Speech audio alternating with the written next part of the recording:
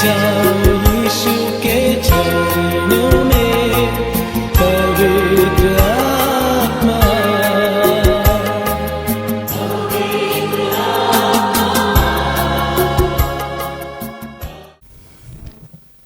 என்னுடைய பேர் ராமச்சந்திரன். புதுக்கோட்டையில் பிஎஸ்என்எல்ல ஜேடிஓவாக ஒர்க் பண்ணுறேன். இந்த பிஎம்எஃப்ஐனுடைய தலைவர்களுக்கும் வைஸ் பிரசிடெண்ட் பிஎம்எஃப்ஐயோட லீடர்கள் பங்கேற்றிருக்கிற உங்கள் அனைவருக்கும் இனிய புத்தாண்டு வாழ்த்துக்களை தெரிவித்துக் கொள்கிறேன்.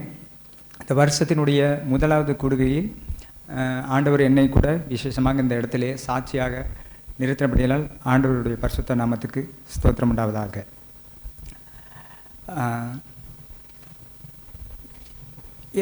என்னுடைய பேர் ராமச்சந்திரன் என்று சொன்னேன்.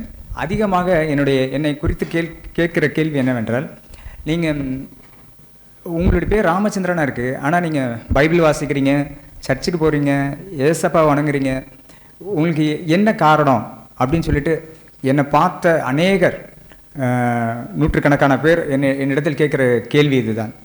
அதுக்குரிய காரணத்தை விளக்கும்படியாக தான் நான் உங்களுடைய மத்தியில் நான் இப்பொழுது நிற்கிறேன். நான் என்னுடைய அப்பா பேர் பாலசுப்ரமணியம். அவர் இங்கே திருச்சிக்கும் கிரணூருக்கும் இடையில் உள்ள களமாவூர் தான் எங்களுடைய சொந்த ஊர். அந்த ஊரிலிருந்து அவர் பணியின் நிமித்தமாக கல்வித்துறையில் ஒரு கிளர்க்காக பணிபுரிந்த கிளரிக்கல் சூப்பரண்டராக இருந்து பணி ஓய்வு பெற்றவர். அவர் பணி நிமித்தமாக தன்னுடைய நகர்ப்புறத்துக்கு கடந்து வந்தார். என்னுடைய தாய் ரத்தினம்பாள் என்று அவர்கள் கீரனூருக்கு அருகாமையில் உள்ள ஒரு கிராமத்திலிருந்து வந்தவர்கள், படிப்பறிவு இல்லாதவர்கள், அறிவொளி இயக்கத்தில் தான் படித்து கையெழுப்பம் மட்டும் போட தெரிந்தவர்கள். எனக்கு ஒரு தம்பி உண்டு, எனது தங்கை உண்டு. நான் இப்படிப்பட்ட சூழ்நிலையில் என்னுடைய ஃபேமிலி பேக்ரவுண்டுங்கிறது இப்படி தான் இருந்தது. அப்பா நிறைய நல்ல சுபாவம் இருந்துச்சு அப்பாட்ட. ஆனால் என்னன்னு கேட்டால், அவர்கிட்ட என்னென்னா ஒரு குடிப்பழக்கம் அவருடைய இளம் பிராயத்தில் இருந்தது. இது நிமித்தமாக சில சமயம் அம்மாவை அடிப்பார். சில சமயம் எங்களுக்கே ஒரு பயம் இருக்கும். அப்பான்னு சொல்லிட்டு நாங்கள் கூப்பிட்றதுக்கு கூட என்னுடைய தம்பி தங்கையெல்லாம் அப்பா வந்துட்டால் ஒரு ஓரத்தில் ஒளிஞ்சு கொள்கிற சூழ்நிலை இருக்கும். ஃப்ரீயாக அப்பாட்ட எதுவும் பேச முடியாது. ஏதாவது வேணும்னா அம்மாட்ட தான் அப்படி தான் கேட்போம். இந்த சூழ்நிலையில் அதுவும் இல்லாமல் அப்பாவுக்கு ஆஸ்மா வியாதி அந்த மாதிரி கொஞ்சம் ப்ராப்ளம் இருந்தது. அதனால் ஜிஹெச்சுக்கு பக்கத்துலேயே குடியிருந்தோம்.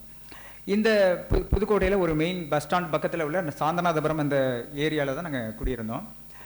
நான் ஆவரேஜாக படிக்கிற ஒரு பையனாக தான் இருந்தேன். அப்பா ஆனால் நல்லா என்கரேஜ் பண்ணுவாங்க. நீங்கள் என் பையன் நல்லா படிப்பான் அப்படின்னு சொல்லிட்டு மெச்சிக்கிறதுனாலையும் எல்லாத்துக்கிட்டையும் அப்படி புகழாக சொல்லுவார்.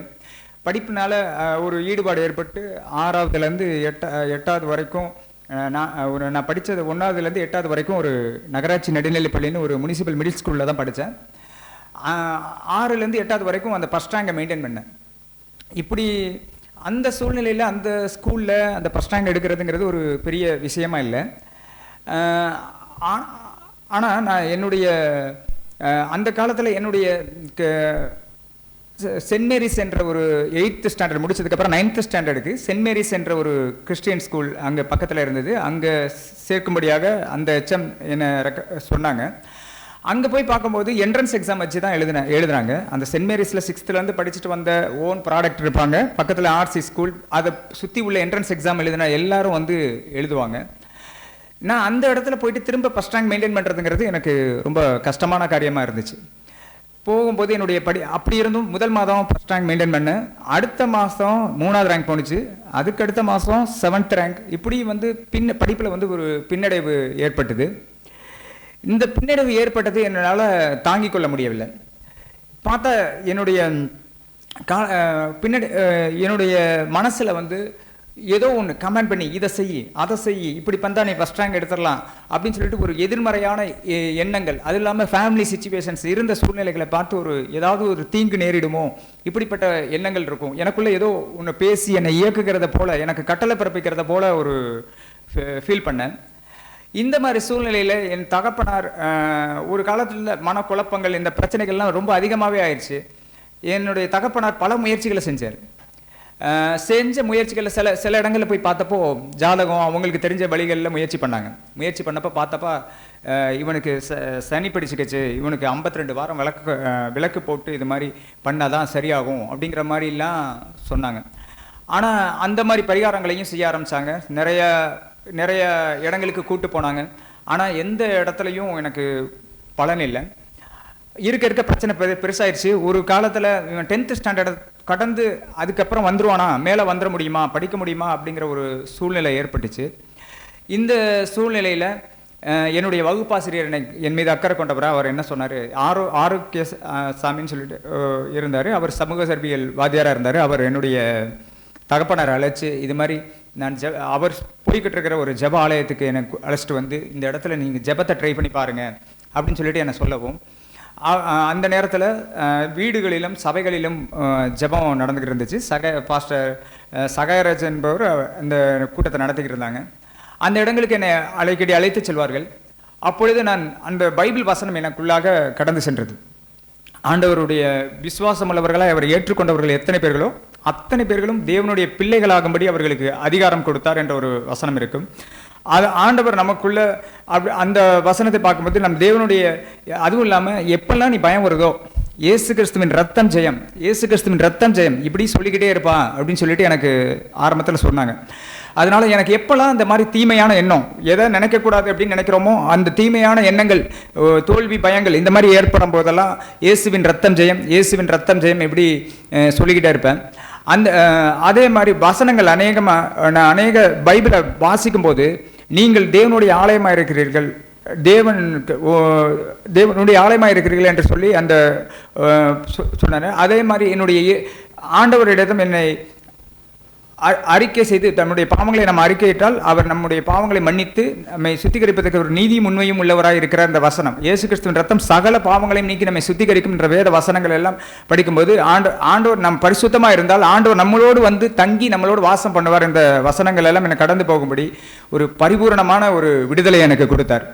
இந்த பரிபூரணமான இது நான் அதற்கு பின்னதாக என்னுடைய 10th எக்ஸாமை கடந்து விடுவோமா அப்படின்னு என்ற சூழ்நிலையில் இருந்த நான் 424 மதிப்பெண்களோடு மேக்ஸில் 100க்கு 100 மதிப்பெண்கள் எடுத்து வெற்றி பெற ஆண்டவர் கிருபை செய்தார். அப்போ என்னுடைய ஆசிரியர்களுக்கெல்லாம் ஒரே ஆச்சரியம், இவ்வளோ மேக்ஸில் 100க்கு 100 எடுத்து இவ்வளோ தேறி வந்துட்டானேன்னு. அதுக்கடுத்து பார்த்தா +1 +2 நான் படிக்கும்போது போகும்போது தொடர்ந்து நான் ஆண்டவரை தேட ஆரம்பித்தேன். அந்த நேரத்தில் என்னுடைய ஜான் என்று என்னுடைய நண்பர்கள் ஒன்று மற்றவர்களோடு மதிய வேளைகளில் ஜெபம் பண்ணுவேன். அதே சமயம் நைட் ஸ்டடி கூட நாங்கள் அப்போ படிப்போம். பயாலஜி மேக்ஸ் தான் எடுத்திருந்தேன்.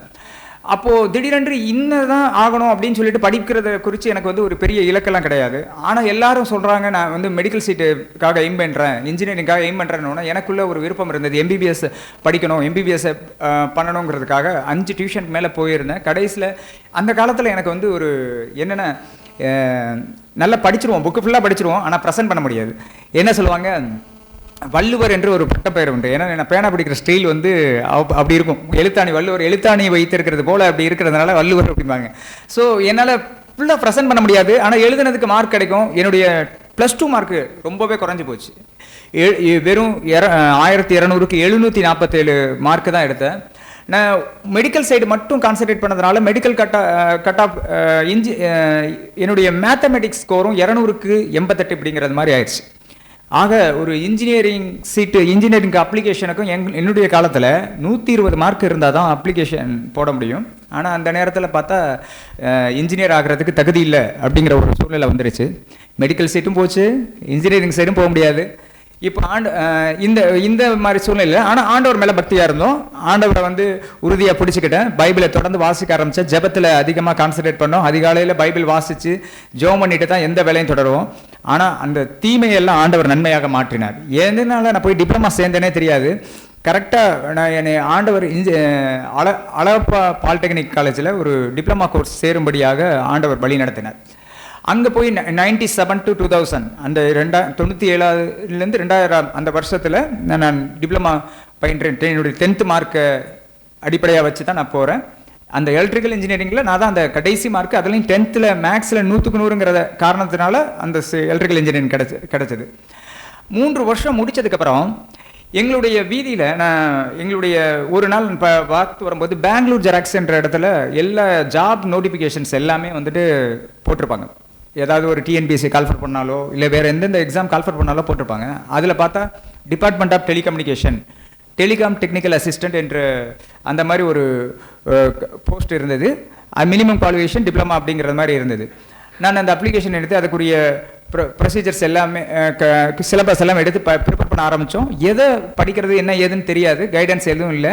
ஆண்டவர் தான் ஆரம்பத்துலேருந்து தெரிஞ்சுக்கொண்ட நாள் முதற்கொண்டு அவரை தான் ஆசானாக வச்சு ஒவ்வொன்றும் படிப்போம். அவர் ஸ்டடி சர்க்கிள் என்று புதுக்கோட்டையில் ஒரு இடம் இருக்குது, தன்னார்வ பயிலும் வட்டம் சொல்லிட்டு அங்கே இருக்குது. ஈவன் திருச்சியில் கூட அது இருக்குது. அந்த இடத்துல போயிட்டு நான் பயின்ற போது அங்கே டிஎன்பிஎஸ்சி எல்லாத்துக்காகவும் ப்ரிப்பேர் பண்ணுவாங்க. நாங்கள் ஒரு குழுவாக ஃபார்ம் பண்ணோம். ஆல்மோஸ்ட் ஒரு 30 பேரை கூட்டிட்டு இந்த சிலபஸை வச்சு நாங்கள் ப்ரிப்பேர் பண்ணி பண்ணும்போது எனக்கு கிளாஸ் எடுத்துகிட்டு வந்த ஒரு வாத்தியார், அவர் மினிமம் குவாலிஃபிகேஷன் டிப்ளமா, ஆனால் நான் தமிழ் மீடியத்திலே பயின்ற ஆள். அவர் முடிச்சுட்டு அவர் லெக்சரராக ஒர்க் பண்ணார். அவரும் நானும் மட்டும் அந்த 30 பேரில் செலக்ட் ஆனோம். கிட்டத்தட்ட ஆயிரக்கணக்கான பேர் இதில் எழுதின இந்த எக்ஸாமில் வெறும் 59 வேகன்சிக்காக இந்த திருச்சியில் ஒரு 5 டிஸ்ட்ரிக்டாக அந்த எக்ஸாம் நடத்தினது. அது சர்க்கிளாக ஜோனாக நடத்துவாங்க. எழுதினதில் இப்போது கிட்டத்தட்ட ஆயிரக்கணக்கான பேர், கிட்டத்தட்ட 5000 பேர் கூட இருக்கும். அந்த அவ்வளோ பேர் எழுதின அந்த எக்ஸாமில் ஆண்டவர் வந்துட்டு எனக்கு வெற்றியை தந்து அப்பாயின்மெண்ட்டு தந்தார். ஒருவேளை நான் +2 முடிச்சுட்டு என்னுடைய நல்ல ஸ்கோராக இருந்தால் கூட 1000 மார்க் 1100 அந்த மார்க் எடுத்திருந்து ஒருவேளை நான் இன்ஜினியர் இல்லை, என்னுடைய ஃப்ரெண்ட்ஸ் எல்லாமே இம்ப்ரூவ்மெண்ட்ஸ் எழுதி அப்படி தான் போனாங்க. மெடிக்கல் சீட்டு சில இன்ஜினியரிங் போனாங்க. அவங்க 3rd இயர் படிக்கிற போதே ஆண்டவர் வந்து எனக்கு வந்து ஜாப் அசூரன்ஸை கொடுத்தார். அதே மாதிரி நான் 2002ஆம் ஆண்டு ட்ரைனிங் எனக்கு மைசூரில் ட்ரைனிங் கொடுத்தாங்க. முடிச்சுட்டு இந்த எங்களுடைய ஊருக்கு பக்கத்தில் குளிப்பைங்கிற ஒரு இடத்துல தான் எனக்கு அப்பாயின்மெண்ட் ஆண்டவர் கிடைக்க கிருபை செய்தார். எந்த +2க்கு நான் இன்ஜினியரிங் போக தகுதி இல்லாமல் இருந்ததோ, இந்த திரும்ப நான் டிப்ளமா குவாலிஃபிகேஷனை வச்சுட்டு பார்ட் டைம் என்று அதுக்கு ஒரு என்ட்ரன்ஸ் எக்ஸாம் நடந்துச்சு. அண்ணா யூனிவர்சிட்டிக்குள்ள அப்போ தான் மாறுது. அந்த மதுரை காமராஜர் யூனிவர்சிட்டியிலேருந்து எல்லா அந்த கண்ட்ரோலில் இருந்துச்சு அழகப்பா யூனிவர்சிட்டி, மீதி அழகப்பா இன்ஜினியரிங் காலேஜ். இப்போ எல்லா காலேஜுமே அண்ணா யூனிவர்சிட்டி கண்ட்ரோலில் வந்ததுனால என்ட்ரன்ஸ் எக்ஸாம் எழுதி அந்த பார்ட் டைம் கண்டக்ட் பண்ணுறாங்க. அந்த இடத்துல ஆண்டவர் அந்த தெரிவு செய்யப்பட்டு என்ன இசி டிபார்ட்மெண்ட்டில் நான் இன்ஜினியரிங் சேர்றதுக்கு ஆண்டவர் கிருபை செஞ்சாங்க. 2006ஆம் ஆண்டு இன்ஜினியரிங் முடிக்க கிருபை செய்தார். 2 வருஷம் தொடர்ந்து அதுக்கப்புறம் என்னுடைய எம்பிஏ கிராஜுவேஷன் போஸ்ட் கிராஜுவேஷன் முடிக்க வச்சு கிருபை செய்தார்.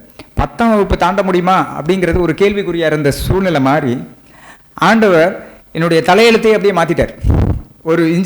ஒரு டிப்ளமாவும் படிச்சுட்டு என்னுடைய சொந்த சம்பளத்திலேயே, எங்கள் அப்பா வீட்டை பாரப்படுத்தாமல் என்னுடைய சொந்த சம்பளத்திலேயே என்னை படிக்க வச்சு எம்பிஏ அளவுக்கு ஆண்டவர் வந்துட்டு படிக்க கிருபை செய்தார். எங்கள் அப்பாவுக்கு ஒரு ஆசை, எப்படியாவது பையனை டாக்டர் ஆகணும்னு ஒரு இருந்தது. ஆனால் அதுக்காக கொஞ்சம் சேமித்து வச்சுருந்த அந்த பணத்தை வச்சு அவங்களுக்கு எங்களுக்கு சொந்த வீடு இல்லாமல் இருந்துச்சு. எங்கள் வீட்டுக்கு பக்கத்தில் கொஞ்சம் ஒரு இடத்த வாங்கி ஒரு 8 கிலோ கருவேப்பிலாம் கேட்டுன்னு ஒரு இடம், அந்த இடத்துல ஒரு இடம் வாங்கி அந்த இடத்துல வீடு கட்ட நான் காலேஜ் படிக்கிற நாட்களையே வீடு கட்டுறதுக்கும் ஆண்டவர் கிருபை செய்தார். இப்படியாக நல்ல படிப்பில் ஆசீர்வதித்திருக்கார். அது இல்லாமல் ஜாப்லையும் ஆசீர்வதிச்சிருக்கிறார். சொந்த ஊரிலே வேலை பார்க்கும்படியாக முடித்த பிறகு என்னுடைய புதுக்கோட்டையிலேயே டிரான்ஸ்ஃபர் ஆகும்படியாக அங்கேயும் கிருபை செஞ்சார். இப்படி நான் வந்துக்கிட்டு இருக்கும்போது ஆண்டவர் அடுத்தபடியாக என்னுடைய இதே திருச்சி பட்டணத்தில் நான் வந்து ஒரு திருமண வைபவத்தில் கலந்து கொண்ட போது என்னுடைய மனைவியாக பிரதிபாவும் அவங்களுடைய தாயாரும் பிரைஸ்லாட் வந்துட்டு ஒரு எங்கள் உறவினர் ஃபங்க்ஷனில் சொல்கிறாங்க. அப்போது அவங்கள பார்த்த மாதிரி இருக்குது, யாருன்னு தெரியல. ஆனால் அவங்க சிறு பிராயத்திலேருந்து சர்ச்சுக்கு வந்திருக்காங்க. பட் ஆனால் தெரியல. ஆனால் அவங்க 2005ஆம் ஆண்டு அவர்களுடைய முடிவில் அவங்க ஜென்ரலாக யங் ஏஜ்லேயே 22 வயசுலேயே எனக்கு ஆண்டவர் வேலையை கொடுத்தார். அது நிமித்தம் நிறைய பேர் ஏதாவது கல்வி வழிகாட்டினாலும் சரி, இல்லை எஜுகேஷன் படிக்கணும்னாலும் நிறைய பேர் கைட் பண்ணுவாங்க. இப்போது இவங்க ஜாப் முடிச்சுட்டு அடுத்து ஜாப் போகிறதுக்காக அப்ரோச் பண்ணுறாங்க. அப்போ ஆண்டவர் வந்துட்டு அவங்களுக்கு நான் கைட் பண்ணேன்.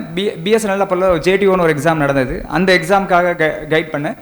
சொல்லும்போது ஆண்டவர் வந்துட்டு எனக்கு அவங்க ரிலேட்டிவ், அதில் ஆண்டவர் வந்து எனக்கு வெளிப்படுத்துகிறார், இவர்களெல்லாம் உங்கள் வாழ்க்கை துணையாக வரப்போகிறார்கள் என்று.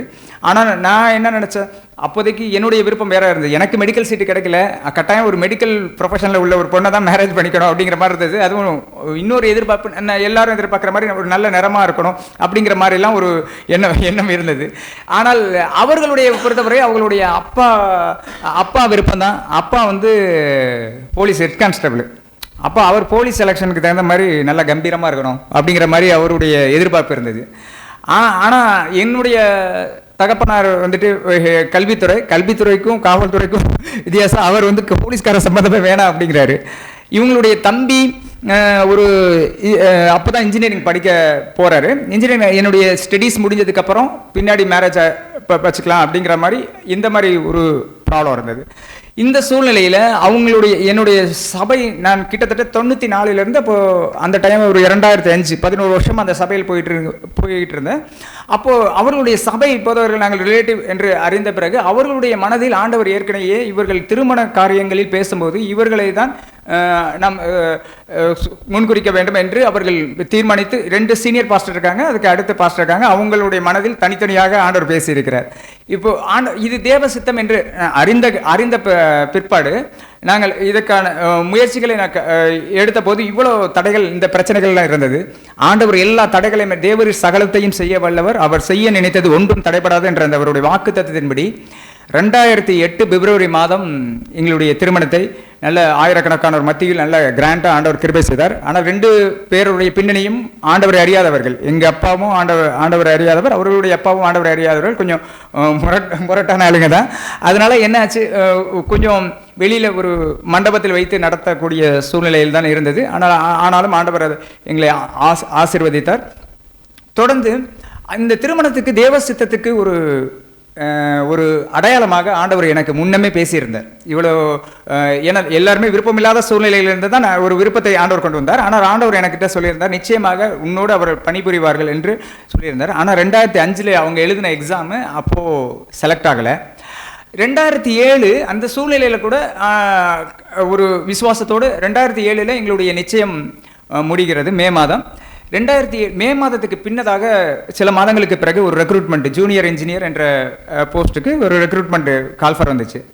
அந்த கால்ஃபர் அவங்க அப்போது இவர்கள் இங்கே பேப்செட்னு ஒரு இன்ஜினியரிங் காலேஜ் இருக்குது, அங்கே லெக்சரராக பணிபுரிந்து கொண்டு இருந்தார்கள். அந்த நேரத்தில் இவங்க அப்ளை செஞ்சாங்க. அப்ளை செஞ்சபோது எங்களுடைய திருமணத்துக்கு பிறகு அதனுடைய ரிசல்ட் வருகிறது. எங்களுடைய திருமணத்துக்கு பிறகு ரிசல்ட் பிப்ரவரினா மார்ச் மாதம் ரிசல்ட் வருகிறது. அதில் பார்த்தால் ஆண்டவருடைய கிருபையினால் அவங்க செலக்ட் ஆகிட்டாங்க. அதோடு அவர்கள் வழி நடத்தின அவருடைய ஸ்டூடெண்ட்ஸ் அவங்க செலக்ட் ஆகிருக்காங்க, அவங்களுடைய கோவொர்க்கர்ஸ் அப்படியும் செலக்ட் ஆகிருக்காங்க. அதே போல் என்னோடு புதுக்கோட்டையிலேருந்து திருச்சிக்கு ட்ரெயின் ஸ்டூடெண்ட்ஸ் போவோம், ஒரு 6 பேர். அதில் 4 பேரில் இப்போ கிட்டத்தட்ட பிஎஸ்என்எல்ல ஒர்க் பண்ணுறோம். எங்கள் வாழ்க்கையின் மூலமாக அவர்கள் ஒரு புதிய நம்பிக்கையை பெற்று இவர்கள் எக்ஸாமில் வெற்றி பெற்று விட்டார்கள், நம்மளாலும் முடியும் என்று அவர்களும் வெற்றி பெற்று விட்டார்கள். அதே போல் என்னுடைய சபையில் ஒரு தம்பி இருந்தார், சிவகுமார்னு சொல்லிட்டு. அவர் டிப்ளமா நான் தான் சேர சொல்லியிருந்தேன். அவர் டிப்ளமா சேர்ந்துட்டு பிஎஸ்சி சேர போனவரை வேணாம் டிப்ளமா சேருங்க அப்படின்னு சொல்லிட்டு டிப்ளமா சேர்ந்து திரும்ப அவரும் அந்த எக்ஸாமில் அப்ரெண்டிஸ் இருந்தாங்க. அவங்க திரும்ப இந்த எக்ஸாமை வந்து எழுதுங்க அப்படின்னு சொல்லிட்டு வெளியூர்லேருந்து வந்து அவங்க இந்த எக்ஸாம் எழுதுனாங்க. அவங்களும் செலக்ட் ஆகிட்டு அவர் இப்பொழுது எங்களோட கூட ஜேடிஓவாக பணிபுரிகிறார்கள். இப்படி ஆண்டவர் அநேகருக்கு அது ஆசீர்வாதமாக மாற்றினார். இப்படியாக எங்களுடைய படிப்பு, திரும்ப ஜாப் எல்லாவற்றிலும் ஆசீர்வதித்த ஆண்டவர் 2008 எங்களுடைய திருமணத்துக்கு பிறகு அவர்களுடைய போஸ்டிங், ஏன்னா நான் புதுக்கோட்டையில் ஒர்க் பண்ணிக்கிட்டு இருந்தேன், அவங்களுக்கு போஸ்டிங் எங்கே இருந்ததுன்னா சென்னையில் ட்ரைனிங் ஆனதுக்கப்புறம் மெயின் கார்டு கேட்டு இங்கே திருச்சியில் தான் அமைஞ்சது. திருச்சியில் அமைக்கும் போது நாங்கள் திருச்சியில் வீடு தேடி அலைஞ்சோம், இங்கே இருந்துட்டு போயிட்டு வந்துக்கலாம் அப்படின்னு சொல்லிட்டு பார்த்தோம். ஆனாலும் ஆண்டவர் வந்து அந்த நாட்களில் ஒரு ஃபாதரோட ஃபெமிலியரான பாட்டு, கர்த்தரை தேடின நாட்கள் எல்லாம் காரியம் வாய்க்க செய்தாரு அப்படி என்ற பாட்டு எப்போவுமே ஒலித்து கொண்டே இருக்கும்.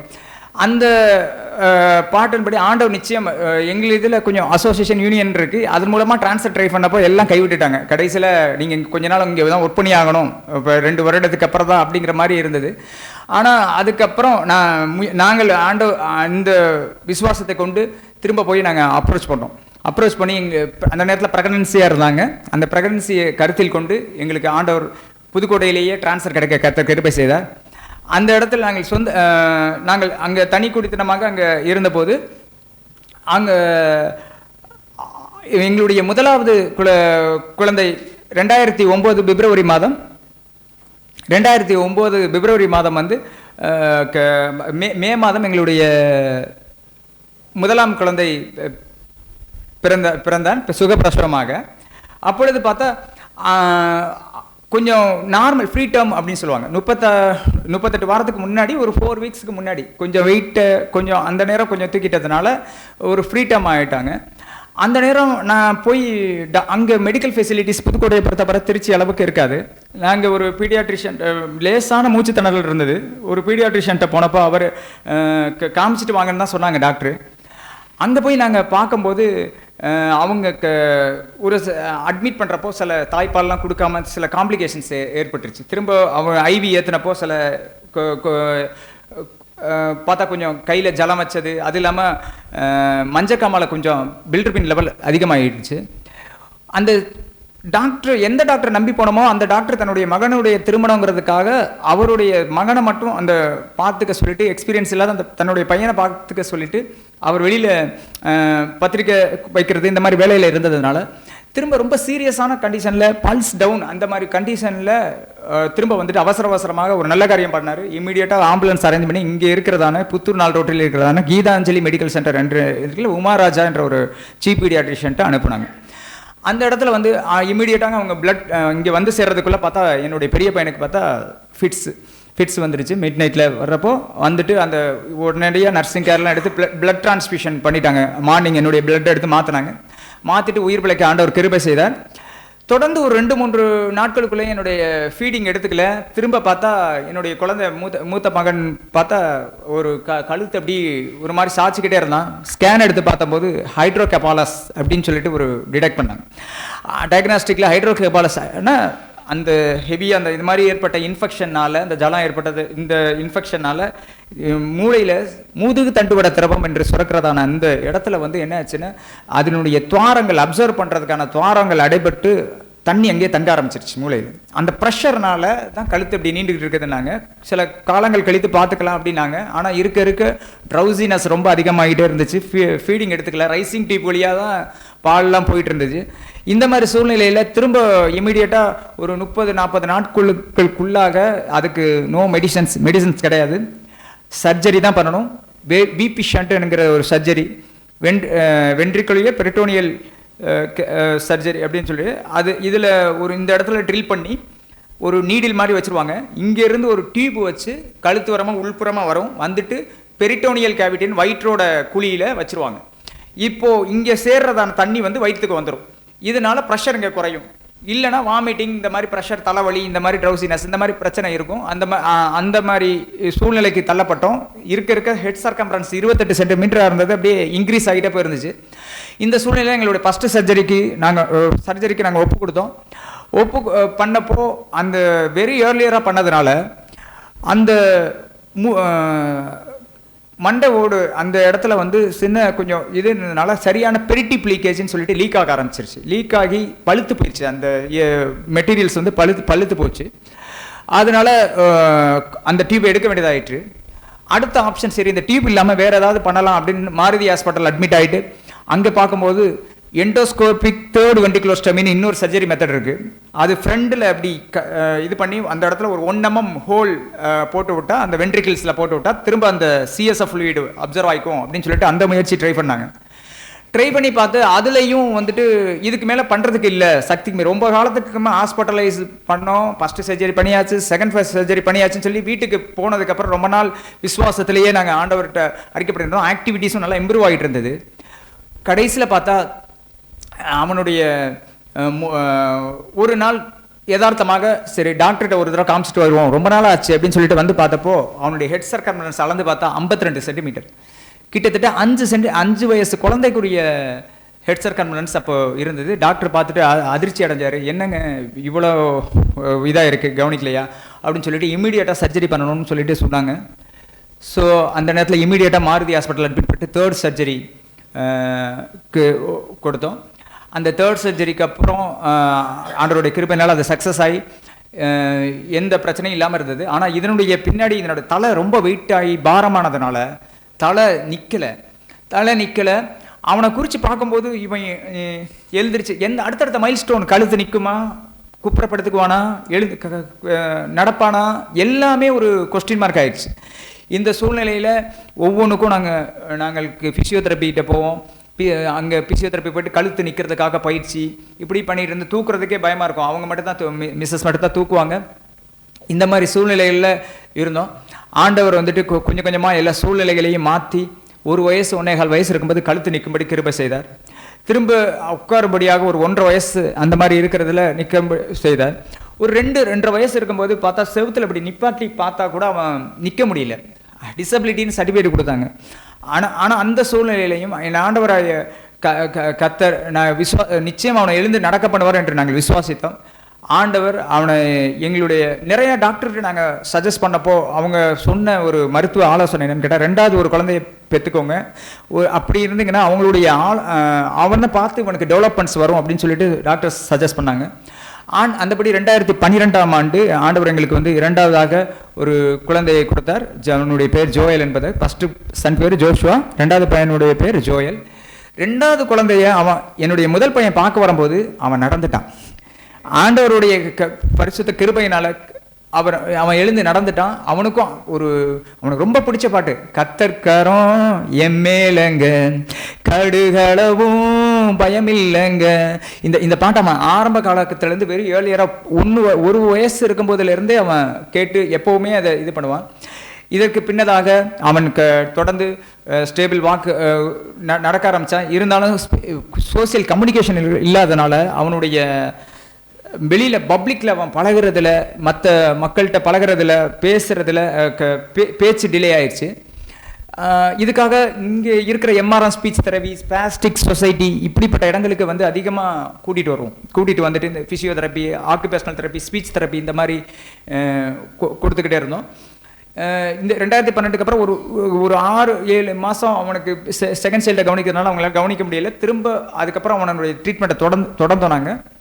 தொடர்ந்து பிறகு 2015ஆம் ஆண்டு என்னுடைய ஆண்டவர் எனக்கு ப்ரமோஷனை கொடுத்தாரு. நான் ஜேஇலிருந்து ஜேடிஓங்கிற ப்ரமோஷனுக்கு போனேன். அதுக்கு பின்னாங்க இவங்க ஒரு ஆள் தான் பையனை கேர் எடுக்கிற மாதிரி ஆயிடுச்சு. என்னுடைய ஜாப் நேச்சர் மாறிடுச்சு. சென்னையில் ட்ரைனிங்கு, திரும்ப இங்கே வந்ததுக்கப்புறம் எனக்கு ரொம்ப பிஸியான செக்ஷனாக மாறிடுச்சு. இவங்க தனியாக வரும்போது இவங்களுடைய உடல்நலம் பாதிக்கப்பட்டிருக்கு. என்னுடைய மிஸ்ஸஸோட உடல்நலமாக பார்த்தா இங்கே L4 L5 பின்னணிகளே இந்த முதுகு தண்டு வடத்தில் தூக்கிக்கிட்டே அவனை ஹை வெயிட்டாக இருக்கிறப்ப 6 வயசு குழந்தைய தூக்கிட்டே அலைஞ்சதுனால பாதிக்கப்பட்டிருந்தது. எம்ஆர்ஐ ஸ்கேன் எடுத்தப்போ அப்படி இருந்தது. ஆனால் ஆண்டவருடைய ரெஸ்ட் மூலமாகவே அந்த நியூரோ சர்ஜன் தம்பிக்கு பார்த்தாதே நியூரோ சர்ஜன் சொன்னோட ரெஸ்ட் எடுங்க சரியாயிரும் சொல்லிட்டு ரெஸ்ட் மூலமாகவே ஆண்டவர் வந்து ஒரு விடுதலையை கொடுத்தார். அந்த எங்களுடைய 2வது குழந்தையினுடைய முதல் பர்த்டே அப்புறம் ஆண்டவர் வந்து எனக்கு ஒரு வாக்கு கொடுத்திருந்தார். உனக்கு 3வதாக ஒரு ஆண் குழந்தையை கொடுப்பேன் என்று ஆண்டவர் என்னுடைய இருதயத்தில் பேசியிருந்தார். அப்படியாக ஆனால் இவங்களுடைய இந்த சூழ்நிலையில் குழந்தைக்கு 3வது டெலிவரிங்கிறது பாசிபிளா அப்படிங்கிறது வந்து யோசித்து கொண்டிருந்தோம். இந்த சூழ்நிலையில் என்னுடைய மிஸ்ஸஸுக்குமே ப்ரமோஷன் 2017ஆம் ஆண்டு ஜேஇலிருந்து ஜேடிஓ ப்ரமோஷன் கிடைச்சது. இன்பிட்வீன் இதுக்கு இடையில் பார்த்தா அந்த நம்மளுடைய 3rd சர்ஜரி என் பையனுக்கு பண்ணியிருந்தேன்னு சொல்லியிருந்தேன் இல்லையா, அந்த டியூப் வச்சுருந்தது அது டேமேஜ் ஆயிடுச்சு. 2016 கிட்டத்தட்ட ஒரு 2 மாதம் இங்கே டேமேஜ் ஆகிருக்கு.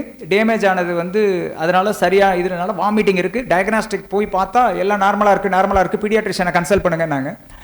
ஆனாலும் ஆண்டவர் வந்து அந்த சூழ்நிலையில் கரெக்டாக இங்கே நியூரோ 1 என்ற ஹாஸ்பிட்டலில் போய்ட்டு அட்மிட் பண்ணி பார்த்தபோது அந்த டியூபை ரீப்ளேஸ் பண்ணுறது மாதிரி 4வது சர்ஜரி அந்த நியூரோ சர்ஜரி. திரும்ப அந்த விபி ஷண்ட்டுங்கிறதான சர்ஜரி ஏற்கனவே லெஃப்ட்டில் பண்ணியிருந்தோம், அதுக்கப்புறம் ரைட்டில் பண்ணியிருந்தோம். இப்போ லெஃப்டில் பண்ணி அந்த 4வது சர்ஜரியாக இருக்குது.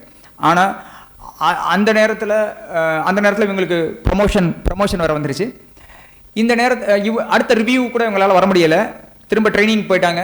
அடுத்து இவங்களுடைய உறவினர் அவங்க சித்தியை வச்சு கூட்டிகிட்டு தான் நான் வந்துட்டு திரும்ப பையனை கூட்டிகிட்டு ரிவ்யூ இந்த மாதிரி இதுக்கு வரும்போது ஒரு ரெஃபரன்ஸுக்காக ஒரு எம்ஆர்ஐ எடுப்போம் அப்படின்னு சொல்லிட்டு எம்ஆர்ஐ எடுத்தாங்க பையனுக்கு.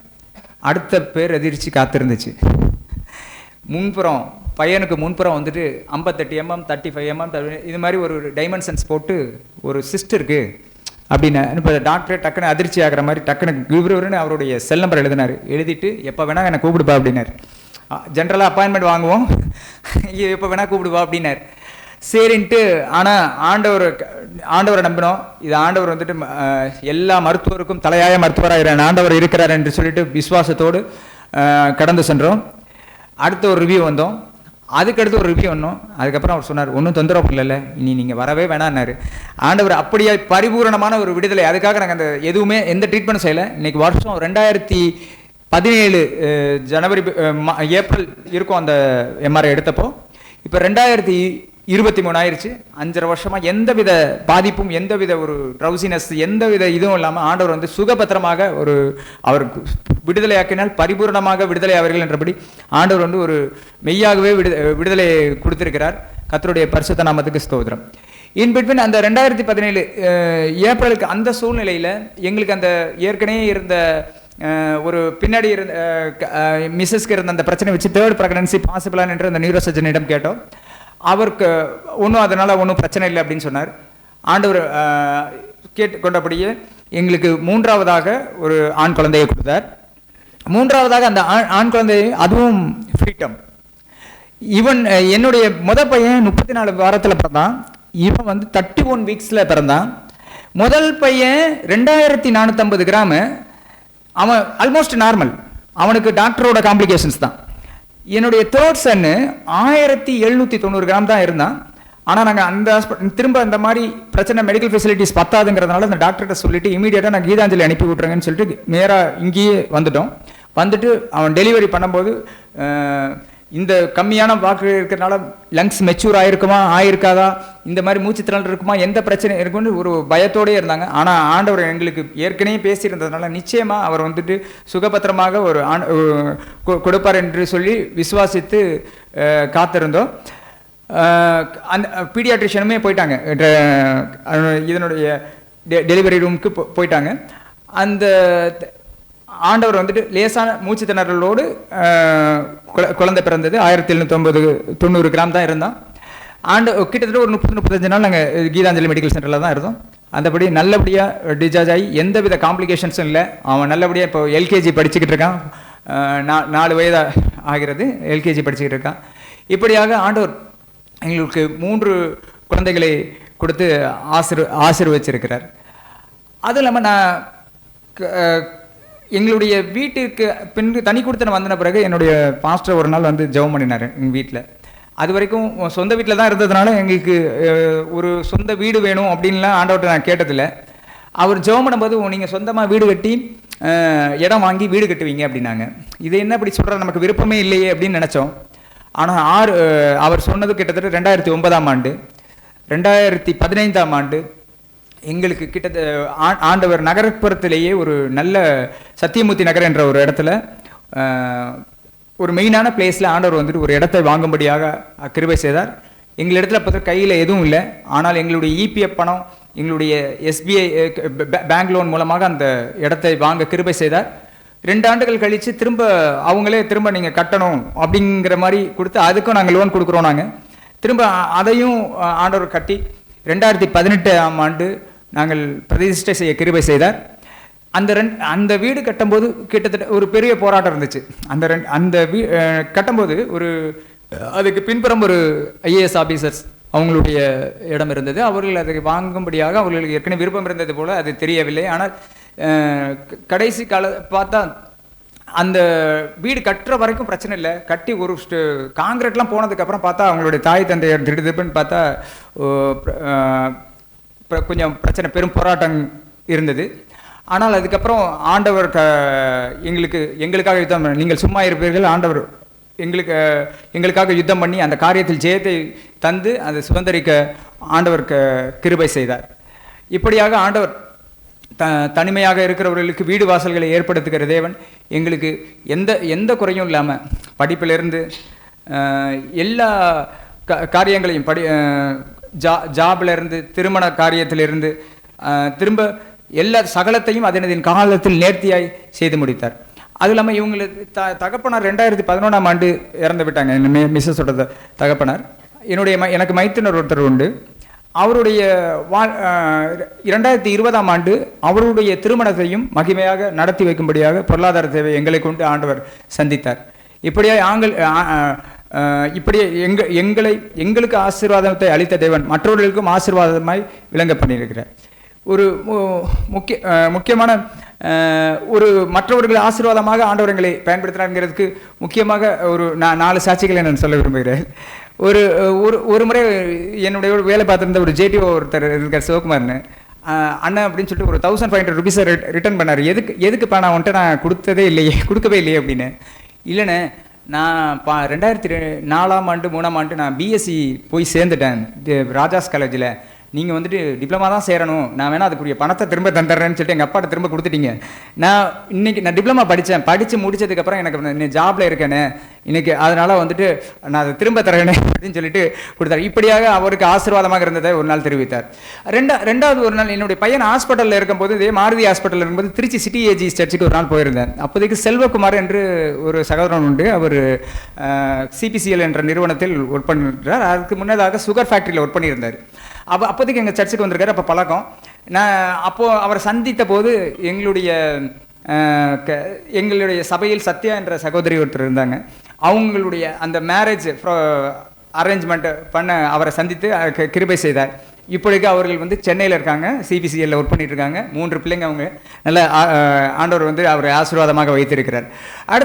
அடுத்து பார்த்தா என்னுடைய 3வது டெலிவரி சொன்னேன். 3வது டெலிவரி நான் ஜிஎம்சியில் இருக்கும்போது என்னுடைய சித்தப்பா ஒருத்தர் இருந்தார். பிட்யூட்டரி மேக்ரோடனமா அப்படின்னு சொல்லிட்டு ஒரு மிகப்பெரிய சர்ஜரி, அதாவது மூளையினுடைய தலைமைச் செயலகம் என்று சொல்லக்கூடிய இந்த பிட்யூட்டரி சுரப்பிக்கிட்ட ஒரு பெரிய கட்டி 1 வருடமாக அவதி விட்டுக்கிட்டு இருந்தார். அந்த நேரத்தில் என்னுடைய பையனுக்கு வைத்தியம் பார்த்த அந்த ரமேஷ் என்ற நியூரோ சர்ஜன் அவர் மூலமாக அந்த முதலமைச்சர் காப்பீடு திட்டத்தின் மூலமாக அவருக்கு முழுக்க அந்த ஆசீர்வாதம் முழுக்க அவர் அந்த சர்ஜரி சக்ஸஸ் ஆகி அவர் இன்றைக்கு டிரைவராக பணிபெற்று வருகிறார். 4வது ஒரு காரியம் சொல்ல போனால், எனக்கு லாஸ்ட் இயர் ஜனவரி மாதம் ஒரு இதே போல டயத்தில் ஒரு கால் வந்துச்சு. என்னுடைய ஃப்ரெண்டு போஸ் அப்படின்னு சொல்லிட்டு நான் டிப்ளமா கிளாஸ்மேட்டு. அவர் ரொம்ப காலத்துக்கு அப்புறம் ஏதோ வாட்ஸ்அப் குரூப்பில் இணைஞ்சிட்டு என் நம்பரை கூப்பிட்டார். அவர் காரைக்குடியில் நான் பயின்ற போது அவர் கூப்பிட்டாரு. அவர் இப்போதைக்கு ஆஸ்திரேலியாவில் மெல்போர்னில் ஒரு இடத்துல இருக்குங்கிறாரு. அவர் சொன்னார், நீ டிப்ளமா படிக்கும்போது ஒவ்வொருத்தரோட டைரியிலையும் ஆண்டவருடைய வசனத்தை எழுதி பண்ணுவேன், உன்னுடைய முகமே பிரகாசமாக இருக்கும், உன்னுடைய வாழ்க்கை என்னை தொட்டுச்சு. நான் லேப் அசிஸ்டண்ட்டாக அதுக்கப்புறம் போய் ஒரு இடத்துல வேலை பார்த்தபோது தொடர்ந்து நான் சபைக்கு செல்ல ஆரம்பிச்சுட்டு இன்னைக்கு ஆண்டவர் என்ன ஆசீர்வாதமாக வச்சுருக்காரு, நான் இப்போ ஆஸ்திரேலியாவிலே செட்டில் ஆகிட்டேன் அப்படின்னு சொல்லிட்டு சொன்னார். இப்படியே ஆண்டவர் எங்களுக்கு ஆசீர்வாதம் அளித்த தேவன் மற்றவர்களுக்கும் ஆசீர்வாதமாக இருக்க கிருபை செய்ததுக்காக கர்த்தருடைய பரிசுத்த நாமத்துக்கு ஸ்தோத்திரம். ஆமென்.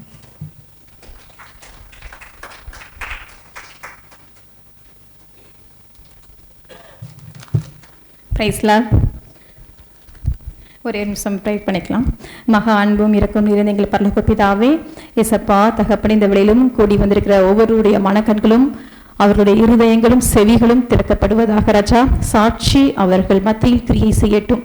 அடியனை மறைத்து நீர் வெளிப்படும். இயேசுவின் மூலம் பிதாவே, ஆமென். Good evening everybody.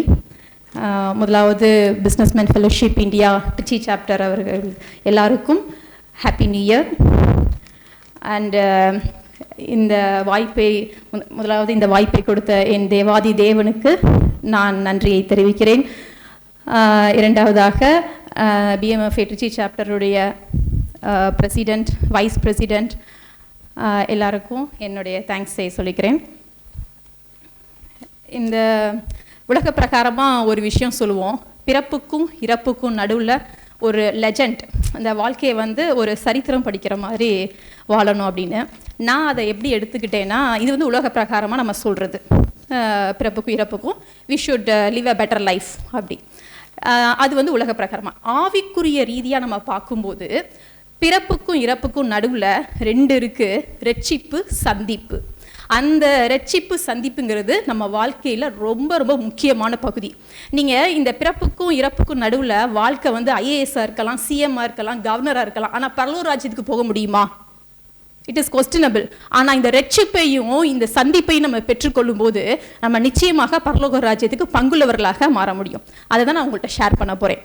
என்னுடைய பிறப்பு பார்த்தீங்கன்னா, நான் ஒரு இந்து குடும்பத்தை சேர்ந்தவன். ரொம்ப பக்தியாக இருப்பேன். அதாவது ஒரு பிராமின் வீட்டில் ஒரு பொண்ணை எப்படி வளர்க்கணும் அந்த அளவுக்கு எங்கள் அப்பா வந்து என்னை வளர்த்தாங்க. அப்போலாம் வந்து டைம் பீஸு, அலாரம் அதெல்லாம் எதுவுமே கிடையாது. நைட்டு தூங்கும் போது ஒரு 10 டைம் வந்து 5 மணிக்கு காலையில் எழுந்திக்கணும், 5 மணிக்கு காலையில் எழுந்திரி, இப்படி சொல்லிட்டே போனோம்னா காலைல 5 மணிக்கு ஷார்ப்பாக நம்ம எழுந்திரிச்சிருப்போம். அப்படி தான் அப்போ நான் வளர்ந்தப்போ உள்ள காலங்கள்.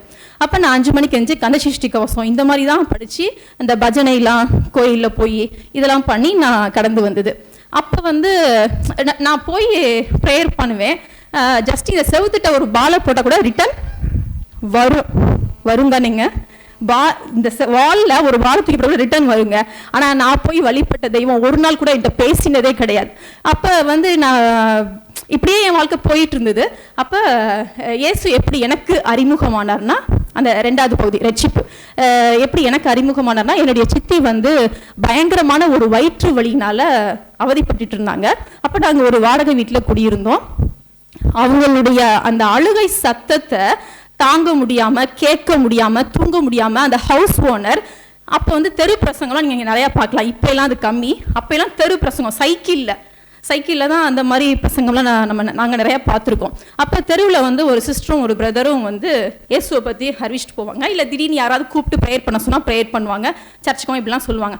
அப்போ நாங்கள் இருந்த பகுதியில் அந்த தெருவில் வந்து ஓனர் அம்மா போயிட்டு, நாங்கள் கூப்பிடலங்க, அந்த வீட்டு ஓனர் அவங்க நைட்டு நிம்மதியாக தூங்கணுங்கிறதுக்காக அவங்களுடைய செல்ஃப் அந்த சாட்டிஸ்ஃபேக்ஷன் அந்த அதுக்காக நீடுக்காக அந்த ஒரு லேடியை கூப்பிட்டு, இந்த வீட்டில் இந்த பொண்ணு கத்திக்கிட்டே இருக்குமா, கொஞ்சம் ப்ரேயர் பண்ணிட்டு போமா, நைட்டு தூங்க முடியலமா, தலைவலியாக இருக்குது அப்படின்னு சொல்லிட்டு சொல்கிறது நிமித்தம் அந்த சிஸ்டர் வந்து எங்கள் சித்திக்கு ப்ரேயர் பண்ணி சாப்பாடு பிணைஞ்சி ஊட்டி தண்ணி கொடுத்து இயேசுவின் ரத்தம் ஜெயின்னு சொல்லிட்டே இருங்கம்மா, வருகிற ஞாயிற்றுக்கிழமை சர்ச்சுக்கு வாங்க அப்படின்னு சொன்னாங்க.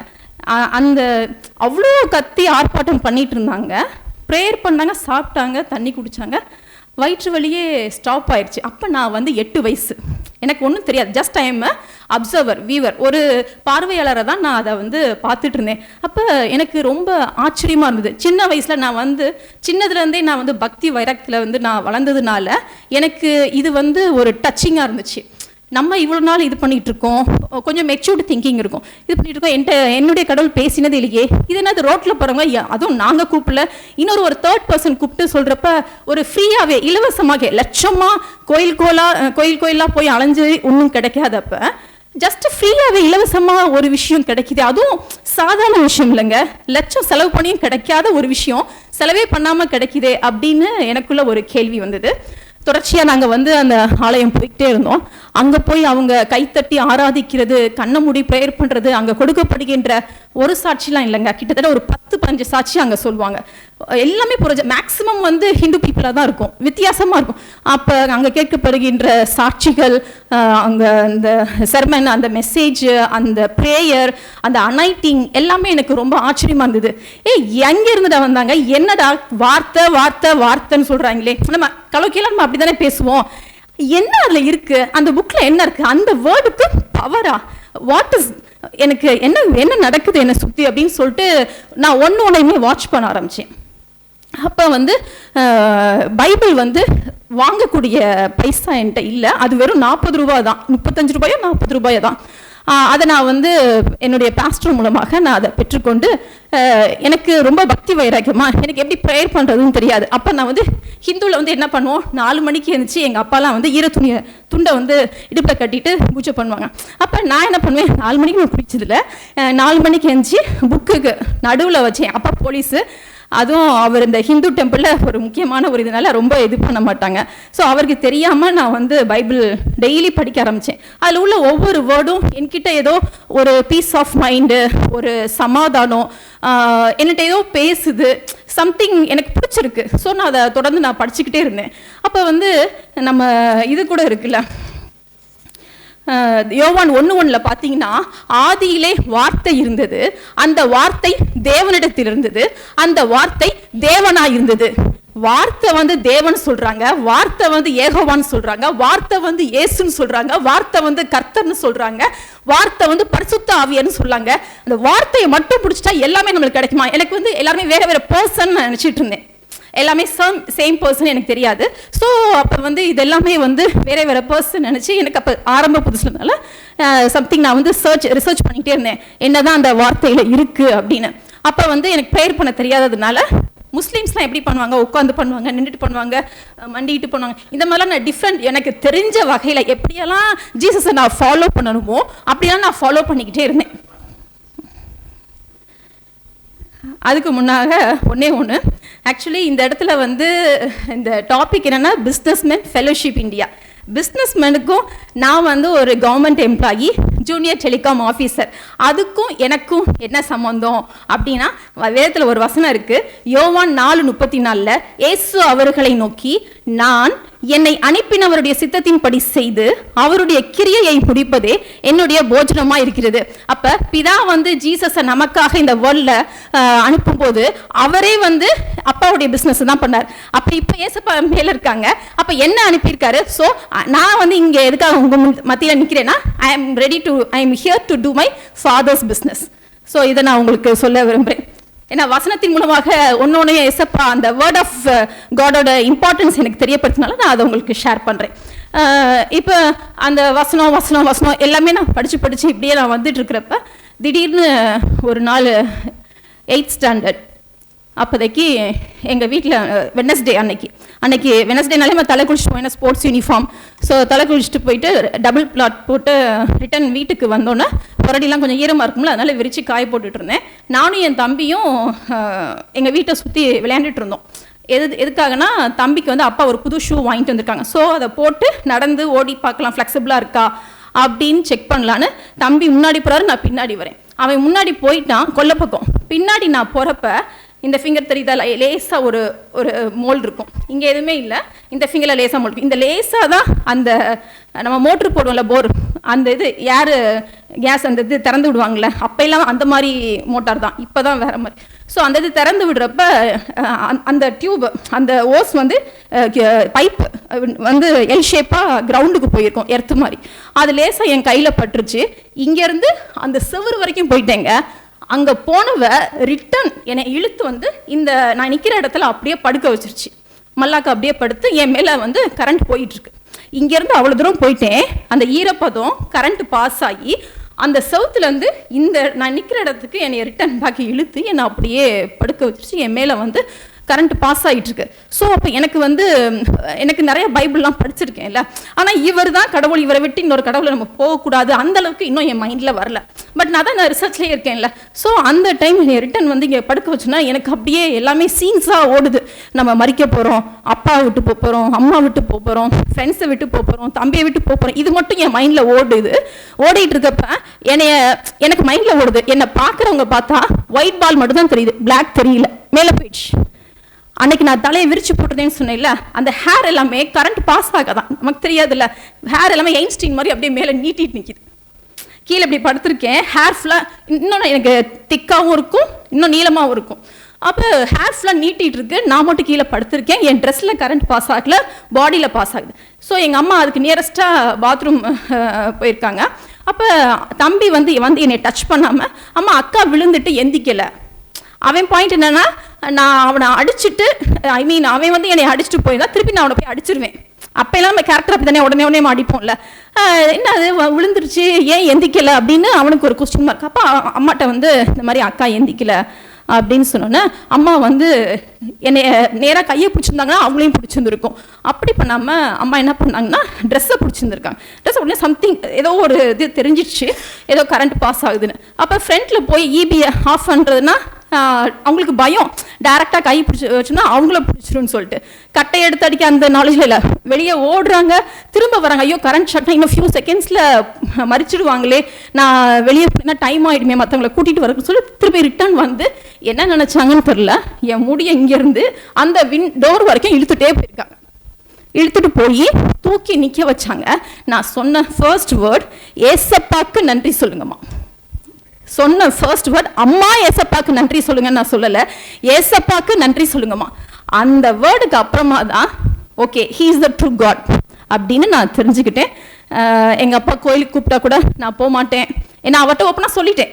He also know my situation. என் பொண்ணு இன்னைக்கு உயிரோட இருக்குன்னா அது ஏதோ இயேசு தான் காரணம், ஸோ அதை என்னமோ பண்ணிக்கிட்டு உயிரோடு இருந்தால் போதும் அப்படின்னு அவரை விட்டுட்டார். ஸ்டார்டிங்கில் விட்டுட்டாங்க, அப்புறம் வளர வளர தான் கொஞ்சம் ரெஸ்ட்ரிக்ஷன் பண்ணாங்க. ஏன்னா அப்போதைக்கு அவங்களுக்கு காரியம் ஆயிடுச்சு இல்லை, அதுதானே ஃபர்ஸ்ட் பாயிண்ட்டாக பார்ப்பாங்க. ஆனால் நான் வந்து இயேசுவை விடலை, இயேசு தான் இதுக்கப்புறம், no way, he is only my partner அப்படின்னு நான் டிசைட் பண்ணிட்டேன். அதுக்கு முன்னாடி வரைக்கும் என்னுடைய படிப்புலாம் பார்த்தீங்கன்னா அப்போலாம் 35 தான் பாஸ், 35 மேக்ஸிமம் 45, இதுக்கு மேலே என் மார்க்கே நான் பார்த்தது இல்லை. நான் அந்தளவுக்கு ரொம்ப புவர் ஸ்டூடெண்ட்டு. இந்த இங்கிலீஷ் மீனிங் எதுவுமே எனக்கு தெரியாது, வாட் ஹவு விச் இந்த பேசிக் வேர்டு கூட எனக்கு மீனிங் தெரியாது, அந்தளவுக்கு ரொம்ப புவராக இருந்தேன். அதுக்கப்புறம் இந்த கரண்ட் ஷாக் ஆனது பாருங்களேன். இந்த கரண்ட் ஷாக் நடக்கும்போது என்னாகும்னா நம்ம பாடியில் உள்ள பிளட் எல்லாமே அது சாப்பிட்ரும், பிளட்டே இருக்காது, ரொம்ப நோஞ்சா மாதிரி இருக்கும். அதுக்கு ஏசப்பா என்ன சொன்னான்னா, நான் என்னுடைய பிளட்டை நான் உனக்கு கொடுக்குறேன், here after I am going to use you, okay அப்படின்னு சொல்லிட்டு நான் ஃபுல்லாக சப்மிட் பண்ணேன். அப்போ எனக்கு டைம் எப்போல்லாம் என்னுடைய பேக்கில், ஸ்கூல் பேக்கில் நிறையா சப்ஜெக்ட்ஸ் இருக்கும், மெட்ரிகுலேஷனில் படித்தேன், நிறைய சப்ஜெக்ட்ஸ் இருக்கும்.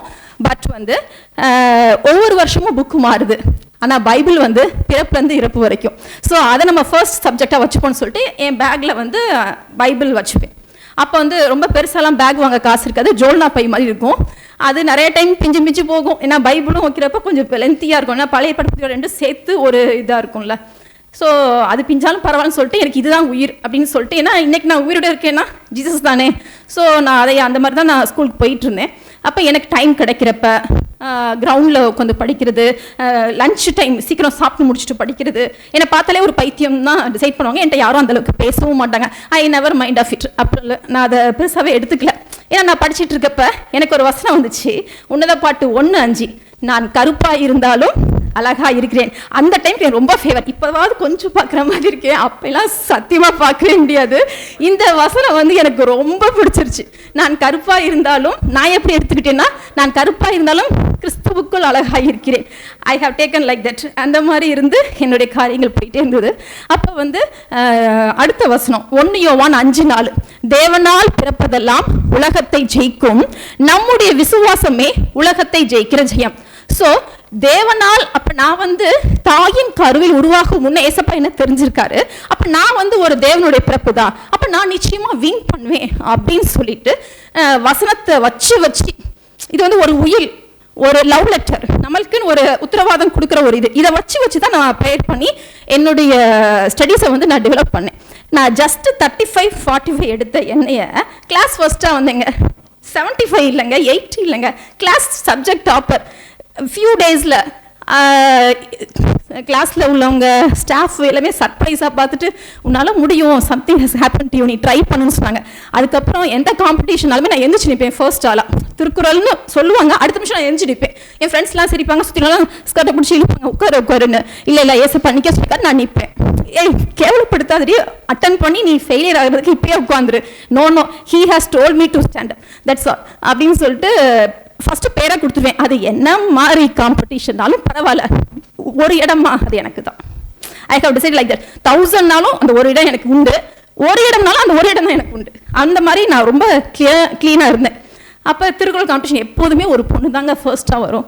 அது அந்த பொண்ணு மனசு கஷ்டப்படக்கூடாதுன்னு 2 பேருக்கும் ஃபர்ஸ்ட் ப்ரைஸ் கொடுக்குறாங்க. சரி பரவாயில்ல, பொண்ணாக போயிட்டு போகுது, எனக்கு ஃபர்ஸ்ட் வந்துருச்சுல அப்படின்னு சொல்லிட்டு I have left it. So இது வந்து என்னுடைய 10th வரைக்கும் உள்ள அனுபவம்.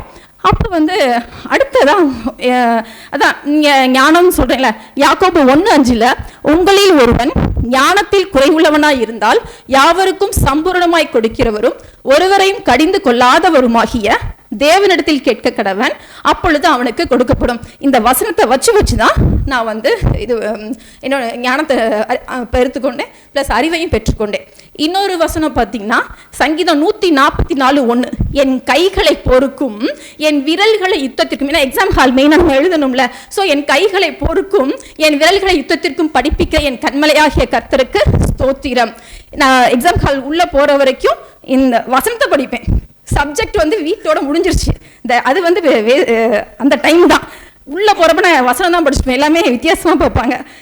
அதுக்கப்புறம் வந்து என்னுடைய கேரக்டர் ஒன்றையுமே சங்கீதம் 141:3 பார்த்தீங்கன்னா, கர்த்தாவே என் வாய்க்கு காவல்வையும் என் உதடுகளை வாசலை காத்துக்கொள்ளும். என்னுடைய கேரக்டர் வந்து எனக்கே என்னை ரொம்ப பிடிக்கும். இயேசுக்குள் காணப்பட்ட அதே குணாதிசயங்கள் எனக்குள் காணப்படணும்னு என்னுடைய வாலிப வயசில் அந்தளவுக்கு ரொம்ப டெடிக்கேட்டடாக பைத்தியமாக எனக்கு இயேசப்பா பேசணும். இன்னைக்கு மட்டும் இல்லைங்க, daily every now and then he has to speak to me. அந்த அளவுக்கு நான் வந்து அவருக்கு பிடிச்சது தான் செய்வேன். எப்படி நம்ம ஹஸ்பண்ட்க்கு பார்த்து சம்பவம், he is also one of my husband. So நான் ஒவ்வொரு விஷயமே இது பிடிக்கலன்னா விட்டுருவேன், தேவையே இல்லை. அதனால எனக்கு பேட் நேம் வந்தாலும் பரவாயில்ல, என்னை நீ மதிக்காட்டாலும் பரவாயில்ல, என்னை ஃப்ரெண்ட்ஷிப்பை கட் பண்ணாலும் பரவாயில்ல, I never mind of it. அந்த அளவுக்கு வந்து அவருக்கு பிடிச்சது மட்டும்தான் செய்வேன். I never gave importance to people. First priority Jesus, second தான் யாராக இருந்தாலும். அந்த மாதிரி தான் நான் மைண்டில் வச்சுட்டு இருந்தேன். அப்படி தான் என்னுடைய வாழ்க்கை போயிட்டு இருந்தது. அப்போ 10th படிக்கிறப்ப சர்ச்சில் வந்து என்ன சொன்னாங்கன்னா, அந்த பரிசுத்த ஆவியினர் அபிஷேகத்தை பெறப்ப இன்னும் நம்ம வந்து அடுத்த ஆவிக்குரிய லெவலில் அடுத்த லெவலுக்கு போவோம் அப்படின்னு சொன்னாங்க. இன்னும் நம்ம மைட்டியாக ஷைன் ஆகும். அது வந்து என்ன வசனம்னா 1 யோவான் 2:27, நீங்கள் அவராலே பெற்ற அபிஷேகம் உங்களில் நிலைத்திருக்கிறது, ஒருவரும் உங்களுக்கு போதிக்க வேண்டுவதில்லை. அந்த அபிஷேகம் சகலத்தையும் குறித்து உங்களுக்கு போதிக்கிறது, அது சத்தியமாயிருக்கிறது, பொய்யல்ல, அது உங்களுக்கு போதித்தபடியே அவரில் நிலைத்திருப்பீர்களாக. இந்த வசனத்தை பிடிச்சி நம்ம ஏசப்பாட்ட போகிற வரைக்குமே நம்ம அதில் நிலைச்சு நிற்கணும். அதுதான் எனக்கு ஒரு நிலையே இல்லாமல் இருந்தது. ஏசப்பா எனக்கு இவ்வளோ தூரம் கொண்டு வந்திருக்காரு, ஸோ நான் இதில் நிலைச்சிருக்கணும், அதை நான் எடுத்து சொல்லணும். இப்படி தான் என்னுடைய லைஃப் போயிட்டு இருந்தது. அப்போ என்னுடைய க்ளோஸ் ஃப்ரெண்டு ஒரு பொண்ணு, கலாதேவின்னு. சரி, என் ஃப்ரெண்டுக்கு வந்து ஜீசஸை நான் அறிமுகப்படுத்தலான்னு, எப்படி ஒரு கடையில் ட்ரெஸ்ஸு நல்லா இருக்குன்னா நம்ம சொல்கிறோம், இல்லை கடையில் பிரியாணி நல்லா இருக்குன்னு நம்ம சொல்கிறோம், கடை போய் சூட் பண்ணி செம்மையாக இருக்குண்டி இப்படிலாம் நம்ம பேசுகிறோம். அப்போ இயேசு எப்படி நான் அறிமுகப்படுத்தாமல் இருக்குன்னு சொல்லிட்டு அவரை நான் சர்ச்சுக்கு கூட்டிகிட்டு போனேன். சண்டே சர்வீஸ் முடிச்சுட்டு வெளியே வரப்போ, கடவுளை கும்பிடணும், ஆனால் இந்தளவுக்கு பைத்தியமாக இருக்கக்கூடாதுன்னு சொன்னான். நான் ஃபீலே பண்ணலங்க. ஏன்னா உலகத்துக்கு பைத்தியமானது ஆண்டவருடைய பார்வைக்கு அது வந்து எவ்வளவோ இது. அது எப்படின்னா 1 Corinthians 1:27 பாருங்க, ஞானிகளை வெட்கப்படுத்தும்படி தேவன் உலகத்தில் பைத்தியமானவைகளை தெரிந்து கொண்டார், பலமுள்ளவைகளை வெட்கப்படுத்தும்படி தேவன் உலகத்தில் பலவீனமானவைகளை தெரிந்து கொண்டார். நான் படித்த ஸ்கூலில் யாரெல்லாம் ஃபர்ஸ்ட் மார்க் இந்த பேட்ச்லாம் குத்தினாங்களோ அவங்கள விட இன்னைக்கு நான் ஒரு நல்ல பதவியில் இருக்கேன், அவங்களுக்கு ஆசீர்வாதமாக இருக்கேன். அவங்களுக்கு எப்போ ஏன் ஞாபகம் வரும்னா, அவங்களுக்கு ஒரு பிரச்சனை, அவங்களுக்கு ஒரு ஃபீவர், சம்திங், ஏதாவது ஒரு இல்னஸ் அப்படின்னா நான் ஸ்ட்ரைக் அவுட் ஆவேன். அவங்க ஹாப்பினஸில் என்னை மறந்துடுவாங்க, ஆனால் அவங்களுக்கு வீக்னஸில் ஃபர்ஸ்ட் எல்லாம் ஞாபகம் வர்றது நான் தான். அதுக்காக நான் கர்த்தரை ஸ்தோத்திரிக்கிறேன். அதுக்கப்புறம் 10th முடிச்சுட்டு +2 வந்து நான் வேறு ஸ்கூல் வந்துட்டேன். அப்போ வந்து கேட்டிசம் கிளாஸ், மறைக்கல்வி கிளாஸ்ன்னு சொல்லுவாங்க. ஸோ பைபிள் சம்மந்தமாக என்ன காம்படிஷன் வச்சாலும் நான் தான் ஃபஸ்ட்டு. அது நீங்கள் என்ன எப்படி வேர்ட் பவர், இந்த உல்டா புல்ட்டா என்னென்ன பண்ணாலுமே அது நான் தான் ஃபஸ்ட்டு. அதுக்கு நான் ஆண்டவரை நன்றி சொல்கிறேன். அந்தளவுக்கு ஏசப்பா என்னை வழி நடத்தினார். அப்போ வந்து திடீர்னு ஒரு ட்ராமா வந்து அரேஞ்ச் பண்ணினாங்க. அந்த ட்ராமா பார்த்தா ஜீசஸ் ரோல், அந்த எல்லாத்துக்கும் பர்சனை சூஸ் பண்ணிட்டாங்க, ஜீசஸ் ரோல் மட்டும் சூஸ் பண்ணல. நான் வந்து நானாக போய் முந்திரி கொட்ட மாதிரி நான் ஜீசஸ் ரோல் பண்ணுறேன்னு கேட்குறத விட அவங்க எனக்கு கூப்பிட்டாங்கன்னா எப்படி இருக்கும், செம்மையாக இருக்கும்ல அப்படின்னு சொல்லிட்டு நான் ஜஸ்ட்டு கீழே கொஞ்சம் பைபிளை படிச்சுட்டு இருந்தேன். அப்போ வந்து ஜீசஸ் ரோல் போடுற ஸ்டூடெண்ட் எப்படி இருக்கணும்னா, கொஞ்சமாவது அந்த கேரக்டருக்கு ஆப்டாக இருக்கணும், கொஞ்சமாவது அந்த கேரக்டர் அவங்கள்ட்ட காணப்பட்டால் தான் அந்த ரோல் அவங்களால பண்ண முடியும். அப்போ தான் அந்த ட்ராமா வந்து வெளியே இருந்து ஆயர், நான் படித்தது கான்வென்ட்னால அந்த தஞ்சாவூர்லேருந்து ஆயர்லாம் கூப்பிடுவான், அவங்க வரப்போ அது நல்லா எடிபிளாக இருக்கும் அப்படின்னு சொன்னாங்க. அப்போ என்னைய சிஸ்டர் கூப்பிட்டு நீ தான் ஜீசஸ் ரோல் பண்ணுற அப்படின்னு சொன்னோன்னே எனக்கு செம்ம சந்தோஷம். ஜீசஸ் ரோல்னால் சொல்லவா வேணும், சான்ஸே இல்லை, அவ்வளோ ஹாப்பினஸ். அப்போ அதில் வந்து மத்தேயு 21:13 என்னுடைய வீடு ஜெப வீடு என்னப்படும் என்று எழுதியிருக்கிறது, நீங்களோ அதை கல்லர் குகையாக்கிறீர்கள் என்றார். அந்த வசனம் வந்து நான் சொல்கிற மாதிரி எனக்கு அந்த ரோல் மத்தேயு அந்த சாப்டரில் கொடுத்துருந்தாங்க. எனக்கு ரொம்ப ஹாப்பினஸ் ஆச்சு. இது என்னுடைய +2 வரைக்கும். +2 முடிச்சுட்டு நான் டிப்ளமோ ஜாயின் பண்ணேன். டிப்ளமோவில் பார்த்தீங்கன்னா DOT, department of technical education. அப்போ எல்லாத்தையுமே சப்ஜெக்ட் டாப்பர் நான் தான். 35 or 45 எடுத்த என்னைய எப்படி மாற்றினார்னா, அந்த டோட்டுக்கு என்னுடைய பாலிடெக்னிக்கில் இருந்து ஸ்டாஃப் வந்து கரெக்ஷனுக்காக போவாங்க.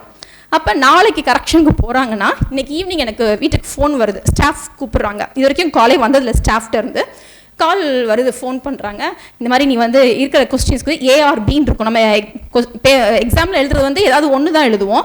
ஆனால் அது அவங்க கரெக்ஷன் பண்ண போகிறதுல ரெண்டுக்குமே ஆன்சர் தான் அவங்க ஸ்டூடெண்ட்ஸோட பேப்பரை கரெக்ஷன் பண்ண முடியும். ஸோ நீ வந்து இந்த பேட்டர்னை ப்ரிப்பேர் பண்ணி தான் சொன்னாங்க. நான் ஒன்றுமே சொல்ல, நான் உடனே தரேன்னு சொல்லிட்டு ஃபுல் நைட் நான் தூங்கவே இல்லை. ஏன்னா 2-3 பேப்பர் நான் எழுதணும்ல. எல்லாமே எழுதி காலையில் 6 மணிக்கு அவங்க கையில் போய் கொடுத்துட்டேன். அதை அவங்க அங்கே கரெக்ஷன் இடத்துக்கு கொண்டு போயிட்டு அந்த டோட்டில் நான் எழுதி கொடுத்ததை வச்சு தான் அந்த கரெக்ஷனே நடந்தது. அவங்க வந்து அவ்வளோ சாட்சி சொன்னாங்க. எனக்கு ரொம்ப சந்தோஷமாக இருந்துச்சு. அப்போ நான் ஆண்டவருக்கு தான் நன்றி சொன்னேன். அந்தளவுக்கு ஏசப்பா என்னை வந்து 0லேருந்து டாப் மோஸ்ட் ஹீரோ லெவலுக்கு அந்தளவுக்கு ஏசப்பா என்னை உயர்த்தினார். இது என்னுடைய +2 காரியம். +2ல நல்ல ஸ்கோர் எடுத்ததுனால எனக்கு வந்து மெரிட்லேயே பிஇ பண்ணக்கூடிய ஒரு வாய்ப்பு கிடச்சிது. பிஇ வந்து டைரக்ட் செகண்ட் இயர் ஒரு 3 வருஷம் படிச்சுட்டு இருந்தேன். அப்பயுமே என்னுடைய எல்லாமே டிஃப்ரெண்ட்டாக இருக்கும். செமினார்னால் இந்த பொண்ணு மாதிரி எடுக்க முடியாது, டவுட்டே கேட்க முடியாது. எந்தெந்த பாயிண்ட்லாம், நானும் ஒரு ஸ்டூடெண்ட் தானே, எந்தெந்த பாயிண்ட்லாம் டவுட் கேட்க முடியுமோ அது நானே உட்காந்து யோசிச்சு அதை ஃபுல்லாக கிளியர் பண்ணிடுவேன். ஸ்டேஜுக்கு ஏறினா தான் ஸ்டாஃப் மாதிரி பிஹேவ் பண்ணுவேன். அதுக்கு முன்னாடி வரைக்கும் ஸ்டூடெண்ட்டை தானே ப்ரிப்பேர் பண்ணுவோம். ஸோ எப்படிலாம் இங்கே டவுட் கேட்பாங்க அப்படிலாம் நானே இது பண்ணி ஃபுல்லாக கிளியராக எடுத்து அந்த மாதிரி தான் பர்ஃபார்மன்ஸ் இருந்துச்சு. அப்போ ஒரு சார் பேர் வந்து சுப்பிரமணியன். அவர் என்ன சொன்னார்னா, இந்த டைம் வந்து இந்த செட்டில் 2 பேர் தான் வந்து ஆல் பாஸ் ஆவீங்க, அதுவும் பேரையும் மென்ஷன் பண்ணார், சித்ரா அண்ட் பழனியப்பன். எனக்கு ரொம்ப கோவம் வந்துருச்சு. தென் ஐ கெப்ட் இன் ப்ரேயர்.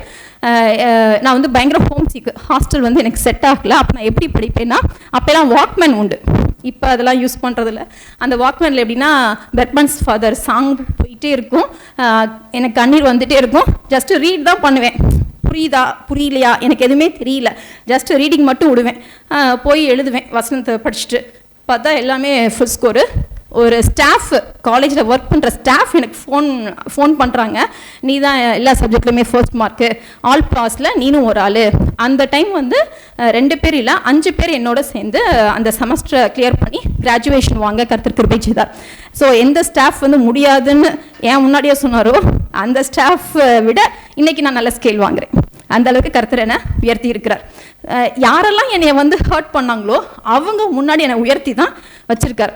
இது இன்னொரு இது என்ன சொல்லலாம்னா, நான் 8th அந்த ஸ்கூலில் படிக்கிறப்ப பாட்டனி சார், அவர் வந்து ஒரு பிராமின், ராதாகிருஷ்ணன். அப்போ வந்து நான் கரண்ட் ஷாக்குக்கு முன்னாடி, அப்போ நான் ஒழுங்காக படிக்க மாட்டேன்ல, 35-45 தானே, உன்னையெல்லாம் படிக்க வைக்கிறதுக்கு அந்த காசை சேர்த்து கல்யாணம் பண்ணி கொடுத்துடலாம் அப்படின்னு என்ன சொன்னார். அப்புறம் நான் பிஎஸ்என்எல் ஒர்க் பண்ணுறப்ப எனக்கு எடுத்த எல்லா ஸ்டாஃப்மே வரும்போது நான் ஐடென்டிஃபை பண்ணி அவங்களுக்கு நல்லா ரெஸ்பெக்ட் கொடுத்து உட்கார வச்சு டீ, லேபர்ஸ் இருப்பாங்களே அவங்கள வாங்கிட்டு வர சொல்லி ட்ரீட் பண்ணுவேன். ஆனால் இவர் என்னை வந்து ஒரு டைம் பார்க்குறாரு, எனக்கு அடையாளமே தெரியல. அவராக என்னைய கேட்குறாரு, நீங்கள் மோன்சிங்கில் எது படிச்சிங்களாமா அப்படின்னு. ஆமாம் சார் நான் படித்தேன்னு சொல்லிட்டு நான் என் ஒர்க்கை பார்த்துட்டேன். ஏன்னா எல்லாத்தையும் நம்ம பேசிகிட்டு இருக்க முடியாதுல்ல. ஆமாம் சார் நான் படித்தேன்னு சொல்லிட்டு ஒர்க் பண்ணியிருந்தேன். அங்கே ராதாகிருஷ்ணன் ஒருத்தர் வேலை பார்த்தாரு தெரியுமா சார்? நல்லாவே தெரியும் சார்.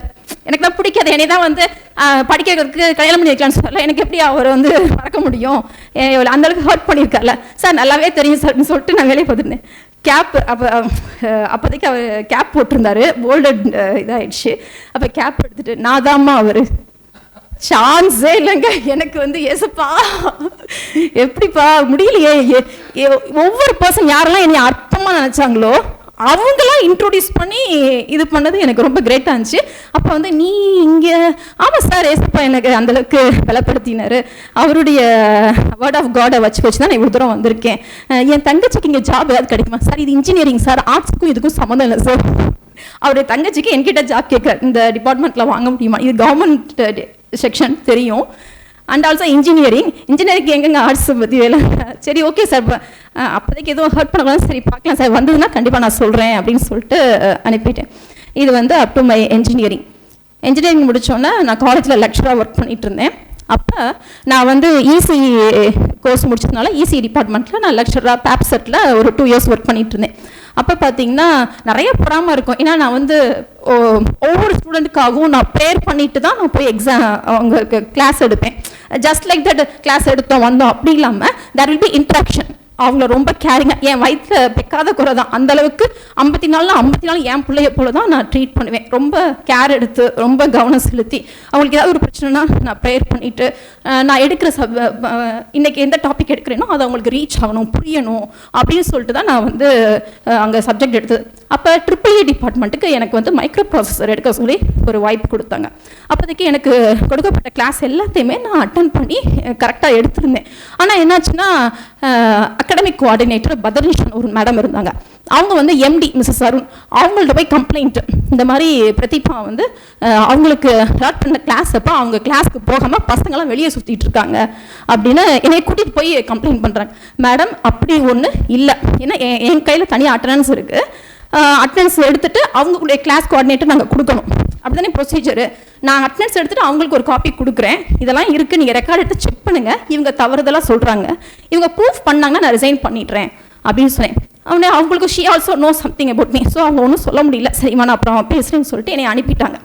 கடைசியில் பார்த்தீங்கன்னா எனக்கு முன்னாடி வரைக்கும் எத்தனையோ ஸ்டாஃப் வந்து அந்த EEE செக்ஷனுக்கு டிபார்ட்மெண்ட்டுக்கு எவ்வளோ பேப்பர்ஸ் எடுத்திருக்காங்க, ஒரு பேப்பர் கூட எல்லாருமே பாஸ் ஆனதே இல்லைங்க. அந்த டைமில் நான் எடுத்த microprocessor all pass, maximum of students வந்து 80க்கு மேலே. ஸோ எனக்கு ஒரு கோல்டு காயின் கிஃப்டாக கொடுத்தாங்க. எந்த இடத்துல வந்து நான் கிளாஸே எடுக்கலன்னு சொன்னாங்களோ அந்த சப்ஜெக்டில் அந்த எல்லா ஸ்டூடெண்ட்ஸுமே ஆல் பாஸு, மேக்ஸிமம் 75% மேலே உள்ள ஸ்டூடெண்ட்ஸ் வந்து 80க்கு மேலே. ஸோ அதுக்கு கோல்டு காயின். அப்போ வந்து அந்த இடத்துல வந்து நானாக வெளியே வராமல் வித் கவர்மெண்ட் ஜாபோட தான் நான் அந்த இடத்துலேருந்து வெளியே வந்தேன். அந்தளவுக்கு ஏசப்பா என்னை வந்து மகிமை. அப்போ நான் வெளியே வரப்போ கூட இல்லை 5,000 தான் அப்போதைக்கு சேலரி, இல்லை நீங்கள் இருங்க நாங்கள் 25,000 தரோம் அப்படின்னு சொல்லி அவங்க சொன்னாங்க. இல்லை பியூன் ஜாப்னால அது கவர்மெண்ட் ஜாபாக இருக்கணும், எங்கள் அப்பாவுடைய ஆசை அப்படின்னு சொல்லிட்டு ஐ குவிட்டட் மை ஜாப். என் கூட வந்து 5 பேர் செலக்ட் ஆங்கன்னு சார் சொன்னாங்களே, அதில் ஒரு ஸ்டாஃபும் என் கூட வந்தாங்க. அவர் வந்து 25,000 பேமெண்ட் பண்ணிவிட்டு வெளியே வந்தார். நான் வந்து 0 பைசோட தான் நான் பேமெண்ட் எதுவுமே பண்ணலை. ஏன்னா நமக்கு 3 months ப்ரியர் நோட்டீஸ் கொடுக்கணும். நோட்டீஸ் கொடுத்தா 3 months ஸ்கேல் அவங்க இது பண்ணுவாங்க, இல்லை நம்ம பேமெண்ட் கொடுத்துட்டு வரணும். எனக்கு வந்து கர்த்தர் அப்படி செய்யலை, 0வோட தான் நான் வெளியே வந்தேன். அண்டு வந்து என்னுடைய மேரேஜ் காரியம் பார்த்திங்கன்னா, நான் வெளியே முன்னாடியே மேரேஜ் ஆகிடுச்சு. காலேஜ் செகண்ட் இயரில், நான் ஒர்க் பண்ணிட்டு இருந்தேன் அந்த டைமில். அப்போ வந்து எஸ்தர் 2:15 பார்த்தீங்கன்னா, நியமித்த காரியமே அல்லாமல் வேறொன்றும் கேட்கவில்லை, எஸ்தருக்கு தன்னை காண்கிற எல்லார் கண்களிலும் தயை கிடைத்தது. அப்போ வந்து எனக்கு அலைன்ஸ் ஃபிக்ஸ் பண்ணப்போ ஃப்ராங்க்லி ஸ்பீக்கிங் எனக்கு பிடிக்கல. Don't mistake me, he also no I have told him everything. எனக்கு தெரியல, பிடிக்கல. பாஸ்டர் ஒய்ஃப்ட்ட போனால் அவங்க ஓகே சொல்லிட்டாங்க. ஓகே சொன்ன அடுத்த நிமிஷம் நான் எதுவுமே பேசலை, ஏன்னா பாஸ்டர் ஒய்ஃப்ட்டு நம்ம என்ன பேசுகிறது அப்படின்னு சொல்லிட்டு நான் வீட்டுக்கு வந்துட்டேன். அப்போலாம் சைக்கிள் தான். வீட்டுக்கு வந்துட்டு அந்த சண்டே சர்வீஸ் நான் அட்டன் பண்ணுறப்ப எப்போதுமே என்ன மாதிரி ஆராதிக்க முடியாது, என்ன மாதிரி வசனம் கவனிக்க முடியாது, என்ன மாதிரி ஜபிக்க முடியாது, அப்படி இருந்தேன். அன்னைக்கு ஒரு நாள் சர்வீஸ் நடந்துச்சா நடக்கலையா, யார் எடுத்தாங்க யார் போனாங்க எதுவுமே தெரிலங்க. உள்ளே என்டர் ஆனதுலேருந்து வெளியே வர வரைக்கும் ஒரே கண்ணீர் தான். ஏன்னா மேரேஜ்ங்கிறது ஒரு டேர்னிங் பாயிண்ட்ல லைஃப்பில் முக்கியம். அதுக்கப்புறம் தான் வாழ்க்கைனா என்னன்னே ஓரளவுக்கு தெரியும்ல சைக்காலஜி. ஸோ எனக்கு அந்தளவுக்கு மனசு இதாகிருந்துச்சு. ஆனால் ஏசப்பா நான் ப்ரேயர் பண்ணேன், எல்லாமே நீங்கள் பார்த்து தான் செய்கிறீங்க, என் உள் உறுப்பு ஒவ்வொன்றையும் நீங்கள் பார்த்து ரசித்து தான் நீங்கள் வந்து செய்கிறீங்க. நான் நினைக்கிறதுக்கு ஏமாத்திரம், நீங்கள் என்னை நினச்சி தான் இவ்வளோ தூரம் நடத்தியிருக்கீங்க. ஸோ இதுவுமே உங்களுடைய விருப்பத்தின்படி தான் இருக்குன்னா என் மனசில் ஒரு சமாதானம் வேணும். அவரை நேசிக்கக்கூடிய, அவரை நான் அன்பு செலுத்தக்கூடிய அந்த ஹார்ட் வந்து எனக்கு கொடுங்க அப்படின்னு மட்டும்தான் நான் ப்ரேயர் பண்ணினது. அன்னைக்கு நைட்டு வரைக்கும் எனக்கு அந்த பீஸ் ஆஃப் மைண்ட் எதுவுமே இல்லை.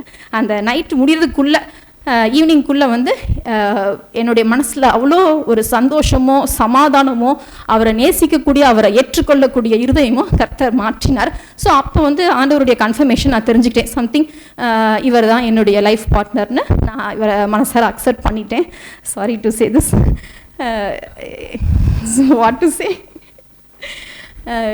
இன்னொரு விஷயம் பார்த்தீங்கன்னா, லேடிஸ்னால எப்படி நம்ம இருப்போம்னா, எனக்கு அவரை பிடிச்சதை விட அவருக்கு என்ன ரொம்ப பிடிச்சிருக்கணும், அப்படி தானேங்க? அப்போ தானே லைஃப் ரொம்ப இதாக இருக்கும். நம்ம அட்ஜஸ்ட் பண்ணிவிடுவோம், அவங்க அட்ஜஸ்ட் பண்ண மாட்டாங்க. So they will be more possessive and அவங்களுக்கு தான் ரொம்ப பிடிச்சிருக்கணும். அந்த பாயிண்டில் எனக்கு கிளியராக இருந்ததுனால ஒன்றும் பிரச்சனை இல்லாமல் போயிடுச்சு. இது மட்டும் இல்லை, ஏசப்பாக்கு என்னைய ரொம்ப பிடிச்சனா, எனக்கு ஏசப்பாவை பிடிக்கும், ஆனால் அவருக்கு பிடிச்ச அளவுக்குடான்னு தெரியாது. அவருக்கு என்னை ரொம்ப பிடிச்சனால தான் இவ்வளோ தூரம் என்னை நடத்திட்டு வந்திருக்கார். அதை தான் நான் சொல்ல முடியும். அப்புறம் என்னுடைய ஃபஸ்ட்டு சைல்டு இந்த ப்ராப்ளமேட்டிக்லாம் கணவர் சொன்னார். அந்த டைமில் பார்த்தீங்கன்னா ஹாஸ்பிட்டலில் வந்து ஃபஸ்ட்டு ஆப்ரேஷன் நாளைக்கு பண்ண போகிறாங்க. இன்றைக்கி ஈவினிங் வந்து டாக்டர் ரமேஷ் நியூரோ சர்ஜன் அவர் வந்து எங்கள் 2 பேரையும் கூப்பிட்டு இந்த மாதிரி நாளைக்கு ஆப்ரேஷன் செய்ய இருக்கோம் அப்படின்னு சொல்கிற அந்த டைமிங்க்கு பிஃபோர் டே பார்த்தா நைட்டு எனக்கு சொப்பனம். நான் படுத்திருக்கேன், நார்மல் டெலிவரி தான், இருந்தாலும் நம்ம ஃபர்ஸ்ட் வீக்கில் ஒன்றும் மூவ் பண்ண முடியாதுல்ல. ஸோ நான் படுத்திருக்கேன், நான் பேஷண்ட்டு. அட்டெண்டராக ஒரு சின்ன ஒரு டேபிள் மாதிரி ஒன்று கொடுப்பாங்க, அதில் சார் படுத்திருக்கார். நான் படுத்து தூங்கிட்டு இருக்கேன். ஐ கேன் ஃபீல் தட் என் 2 கையையும் 2 கரம் வந்து பிடிச்சா எப்படி இருக்கும், இப்படி ஃபோல்டு பண்ணுறேன். ஃபோல்டு பண்ணி என்னை தூக்கி உட்கார வச்சு என் ஷோல்டரில் இப்படி போட்டு எனக்கு வந்து ஆறுதல் சொல்கிறாங்க. எனக்கு அது வந்து எப்படின்னா, நான் எங்கேயோ ஒரு ஹெவன்லி பிளேஸில் இருக்கிற மாதிரி ஒரு ஃபீலு. என்னை என்னமோ கம்ஃபோர்ட் பண்ணுறாரு.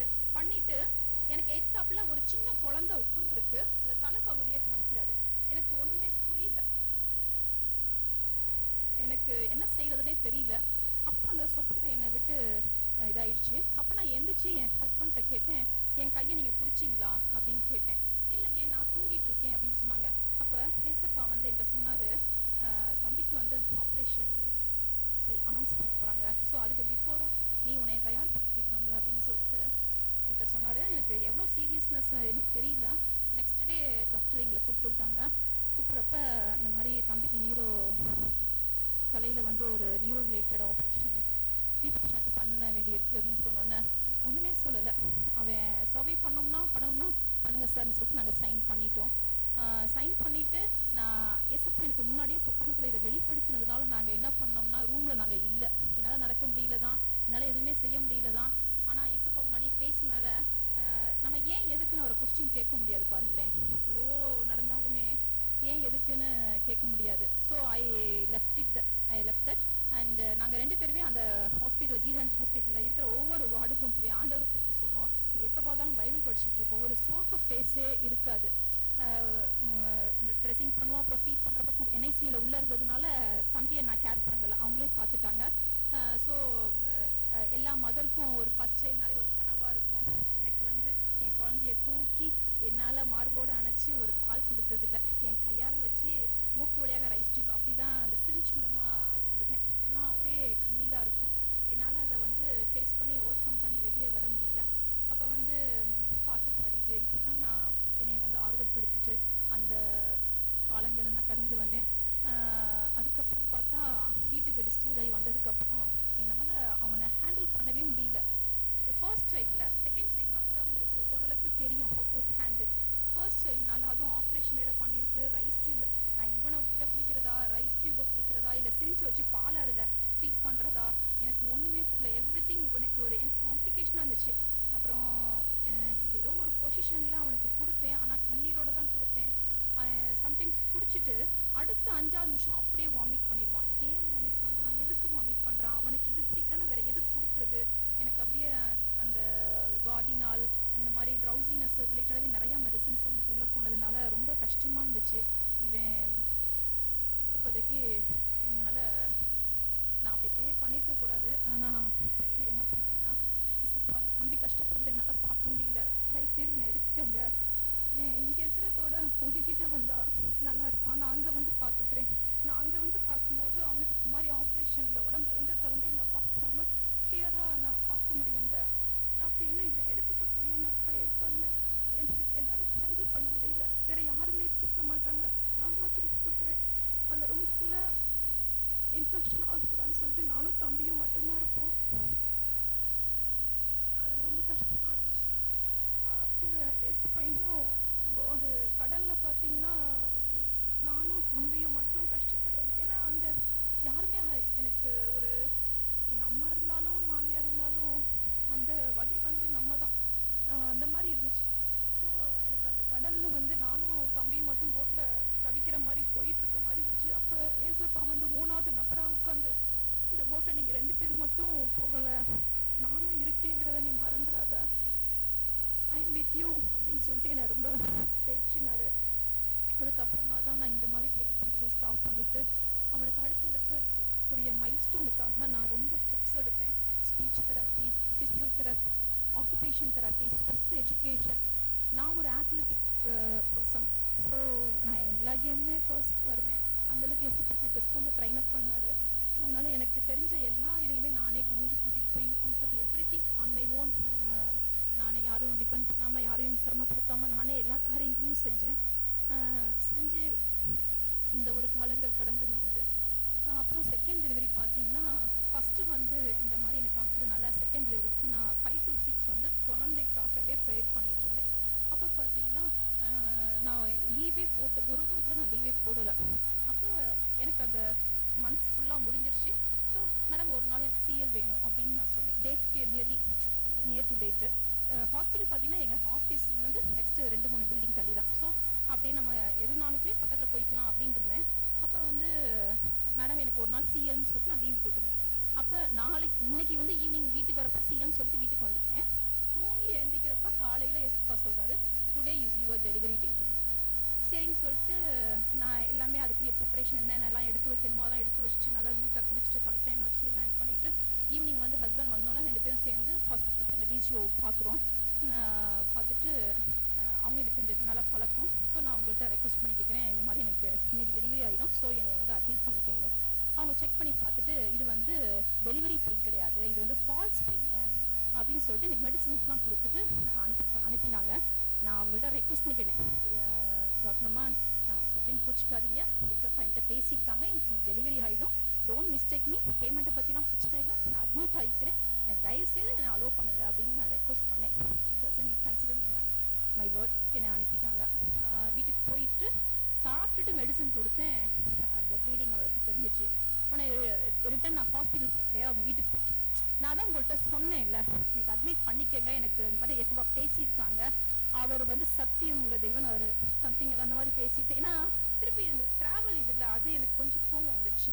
அதனால வீட்லேயே ஃப்ரெண்டில் வந்து ஒரு ஓபி மாதிரி ஒரு ரூம் இருந்தது, அங்கே செக் பண்ணிட்டு ஆமாம்மா டெலிவரி ஆக போகுது, சரி கோச்சிக்காத, நீ முன்னாடி போய் இறங்கு, எந்த காரில் நீ இறங்குறியோ அதே காரை ரிட்டர்ன் அனுப்பு, நான் பின்னாடியே வந்துடுறேன்னு சொன்னாங்க. நான் போய் இறங்கின அடுத்த நிமிஷம் நான் கார் அனுப்பினோம், 5 நிமிஷத்தில் அவங்க வந்தாங்க. அடுத்த 5 நிமிஷத்தில் டெலிவரி ஆயிடுச்சு. ஜஸ்ட் லைக் ஓப்பிங்க, பெயின் ஒன்றுமே தெரிலங்க. அந்த அளவுக்கு, அதாவது இந்த கர்ப்பத்து ரிலேட்டட் டெலிவரி வரைக்கும் என்னென்ன வேர்டோ எல்லாம் எடுத்துட்டேன். இது எனக்கு வேலையே அதுதான். என்னென்னலாம் வேர்டு பைபிளில் cover to cover related to child birth இருந்துச்சோ எல்லாத்தையும் எடுத்து வசனத்தை வச்சு ப்ரேட் பண்ணி ஓபி மாதிரி அப்புறம் கணக்கில் தட்டிட்டு சொன்னாங்க, என்னை கஷ்டப்படுத்தாமல் டெலிவரி பண்ணிட்டு அப்படி. சரி ஓகே, இது ஒரு சாட்சி. செகண்ட் சைல்டு, அதுக்கப்புறம் நிறைய சாட்சிகள். அதுக்கப்புறம் பார்த்தீங்கன்னா என்ன சொல்கிறது, எனக்கு தேர்ட் சைல்டு ப்ரீட்டம், அதுவுமே காட் கிரேஸ் கத்தோலிக்க பேரில் நல்லபடியாக வந்துட்டோம். வசனம்லாம் அவனை மாதிரி மனப்பாடம் பண்ணி ஒப்பிக்க முடியாது, அந்தளவுக்கு அவன் ரொம்ப டேலண்ட்டாக இருக்கான். அதுக்கப்புறம் இப்போ ரீசெண்டாக வந்து 2022 மார்ச் 8 உமன்ஸ் டே அப்போ வந்து நல்லா பேசிகிட்டு இருந்தேன், வேலைக்கு போயிட்டுருக்கேன். என்னுடைய வேலையை வந்து பேசுகிற வேலை தாங்க, சிஎஸ்சி கஸ்டமர் சர்வீஸ் சென்டர். நான் எப்படி இருக்குன்னு பார்த்துக்குங்க. திடீர்னு பேச்சே வரல, எப்படி பேசுறது? ஏன் வர ஒவ்வொரு காலையுமே லவுட் ஸ்பீக்கரில் போட்டு ஸ்டாஃப் தான் ஆன்சர் பண்ணுறாங்க, அவங்க இது பண்ணுறது. 3 நாள் நான் லீவ் போடலை. எனக்கு புதுக்கோட்டை, ஆனால் திருச்சி ஜிஎம் ஆஃபீஸ் வரைக்கும் மெசேஜ் போயிடுச்சு, பிரதிபா மேடம்க்கு பேச முடியல. அங்கே போய் செக் பண்ணல, இங்கே செக் பண்ணிங்களா, அது இதுன்னு. நான் டாக்டரை போய் செக் பண்ணால் அவனுக்கு ஒன்றுமே இல்லைம்மா, போம்மா, எதுவும் நீ எங்கேயாவது போய் ஸ்பீக்கர் மாதிரி எதுவும் பேசுனியா? அப்படிலாம் ஒன்றும் இல்லை சார், மேபி இனிமே தான் அப்படி இருக்கும் போல், உங்கள் மூலமாக ஏசப்பா பேசுகிறாரு அப்படின்னு நினச்சிட்டு நாங்கள் வந்துட்டோம். அப்போ 8, 9, 10, 11ஆம் தேதி, அதாவது 8 வந்து மதியத்துக்கு மேலே தான் எனக்கு பேச முடியல. அப்போ 11ஆம் தேதி மதியம், எனக்கு எப்போவுமே நான் வாட்ஸ்அப் பர்சனல் மெசேஜ் ஆஃபீஸ் இருக்கும்போது நான் பார்க்க மாட்டேன். அப்போ வாட்ஸ்அப் எங்கள் சர்ச் குரூப்னு ஒன்று இருக்குது. ஏசப்பா வந்து செல்லை பாரு, வாட்ஸ்அப் பாரு, சர்ச் குரூப்பை பாரு அப்படின்னு ஒரு வாய்ஸ் நமக்கு கேட்கும். அவருடைய பேசின அனுபவம் தான் இதெல்லாம் ஃபீல் பண்ண முடியும். அப்போ அதை பாருன்னு சொல்கிறப்ப பார்க்குறப்ப சிலுவை தியானம் கூட்டம்னு அப்போதைக்கு ஈவினிங் 6 to 7 சொல்லிட்டு திடீர்னு எங்கள் சர்ச் இது வரைக்கும் அப்படி அனௌன்ஸ்மெண்ட் இல்லை, திடீர்னு ஒரு அனௌன்ஸ்மெண்ட் வருது, இந்த மீட்டிங்கில் கலந்துரு, இது உனக்கு தான் அப்படின்னு சொன்னார். சரி ஓகேன்னு சொல்லிட்டு ஓகே நான் டிசைட் பண்ணிட்டேன். எனக்கு பேச முடியாதுல்ல, ஸோ என்ன பண்ணேன், நான் வீட்டில் சின்ன பையனை பார்க்குறது ஒரு ஹவுஸ் மேட் போட்டிருந்தேன், அவங்களுக்கு இந்த மெசேஜை ஃபார்வர்ட் பண்ணிவிட்டு நான் வீட்டுக்கு போயிட்டேன். வீட்டுக்கு போனால் அவங்க எல்லாருமே கிளம்பியிருக்காங்க.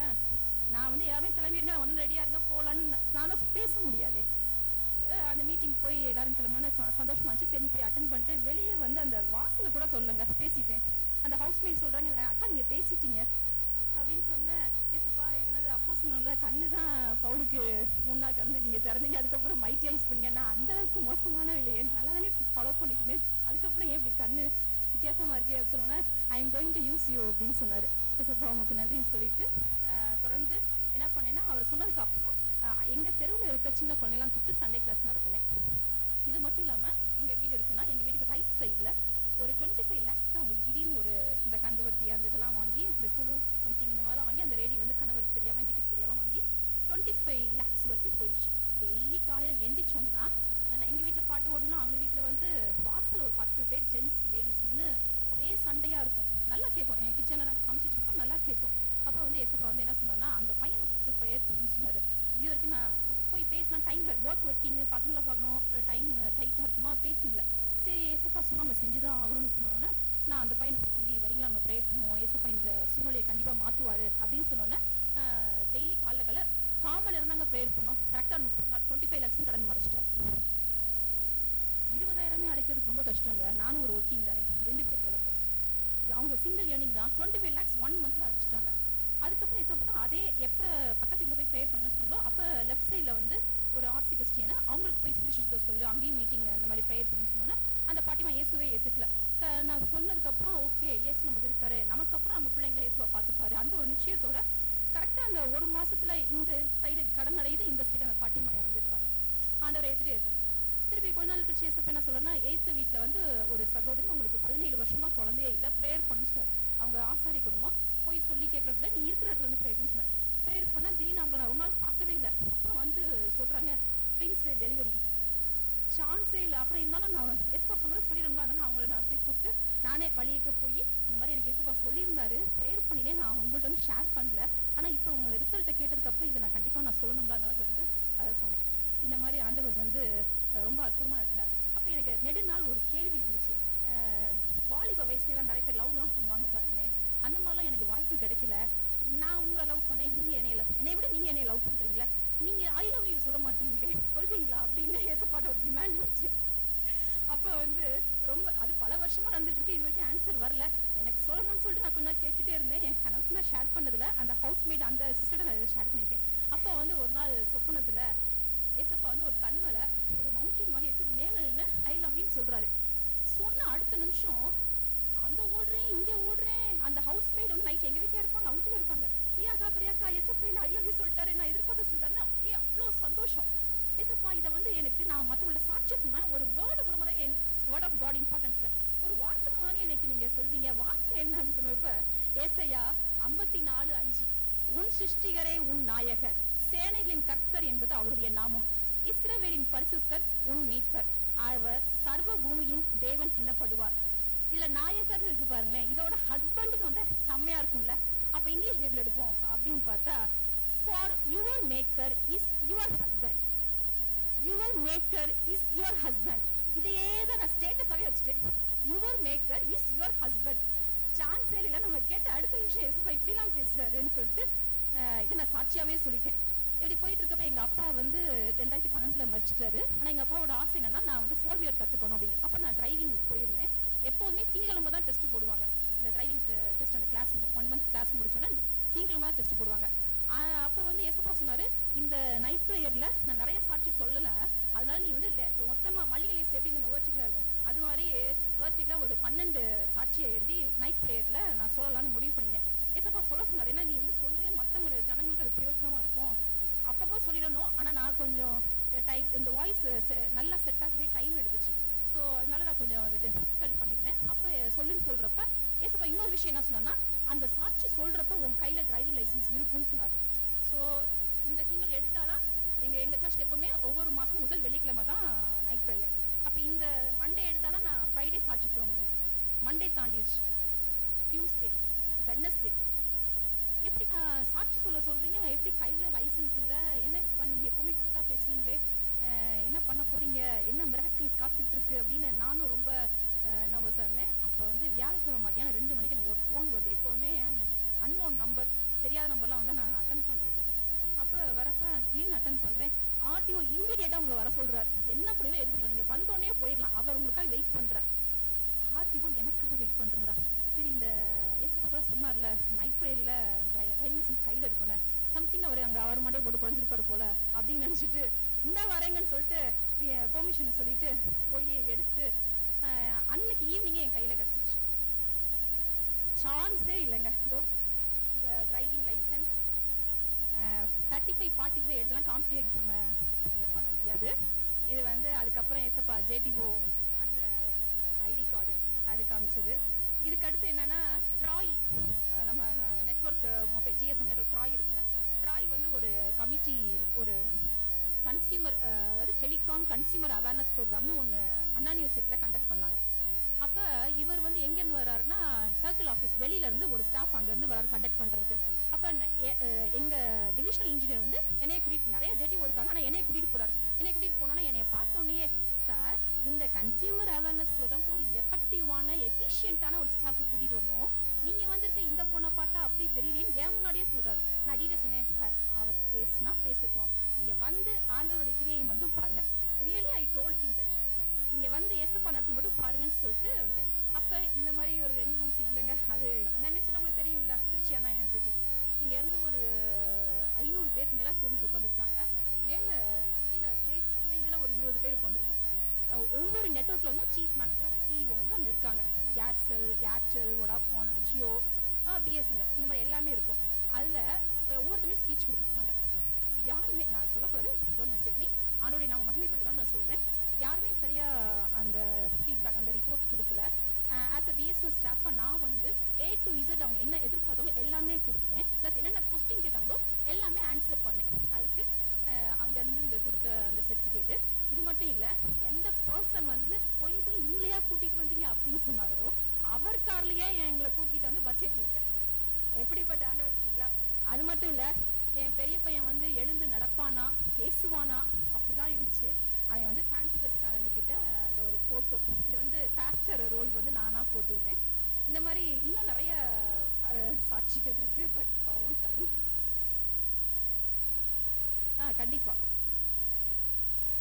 என்னுடைய ஸ்பெஷல் அந்த ஃபர்ஸ்ட் பையன் சொன்னேன் இல்லை, ஹைட்ரஸ் காலேஜ், அந்த பையன் வந்து இப்போ வசனம்லாம் சர்ச்சில் வந்து ஒப்பிக்கிறார் மனப்பாட வசனமாக.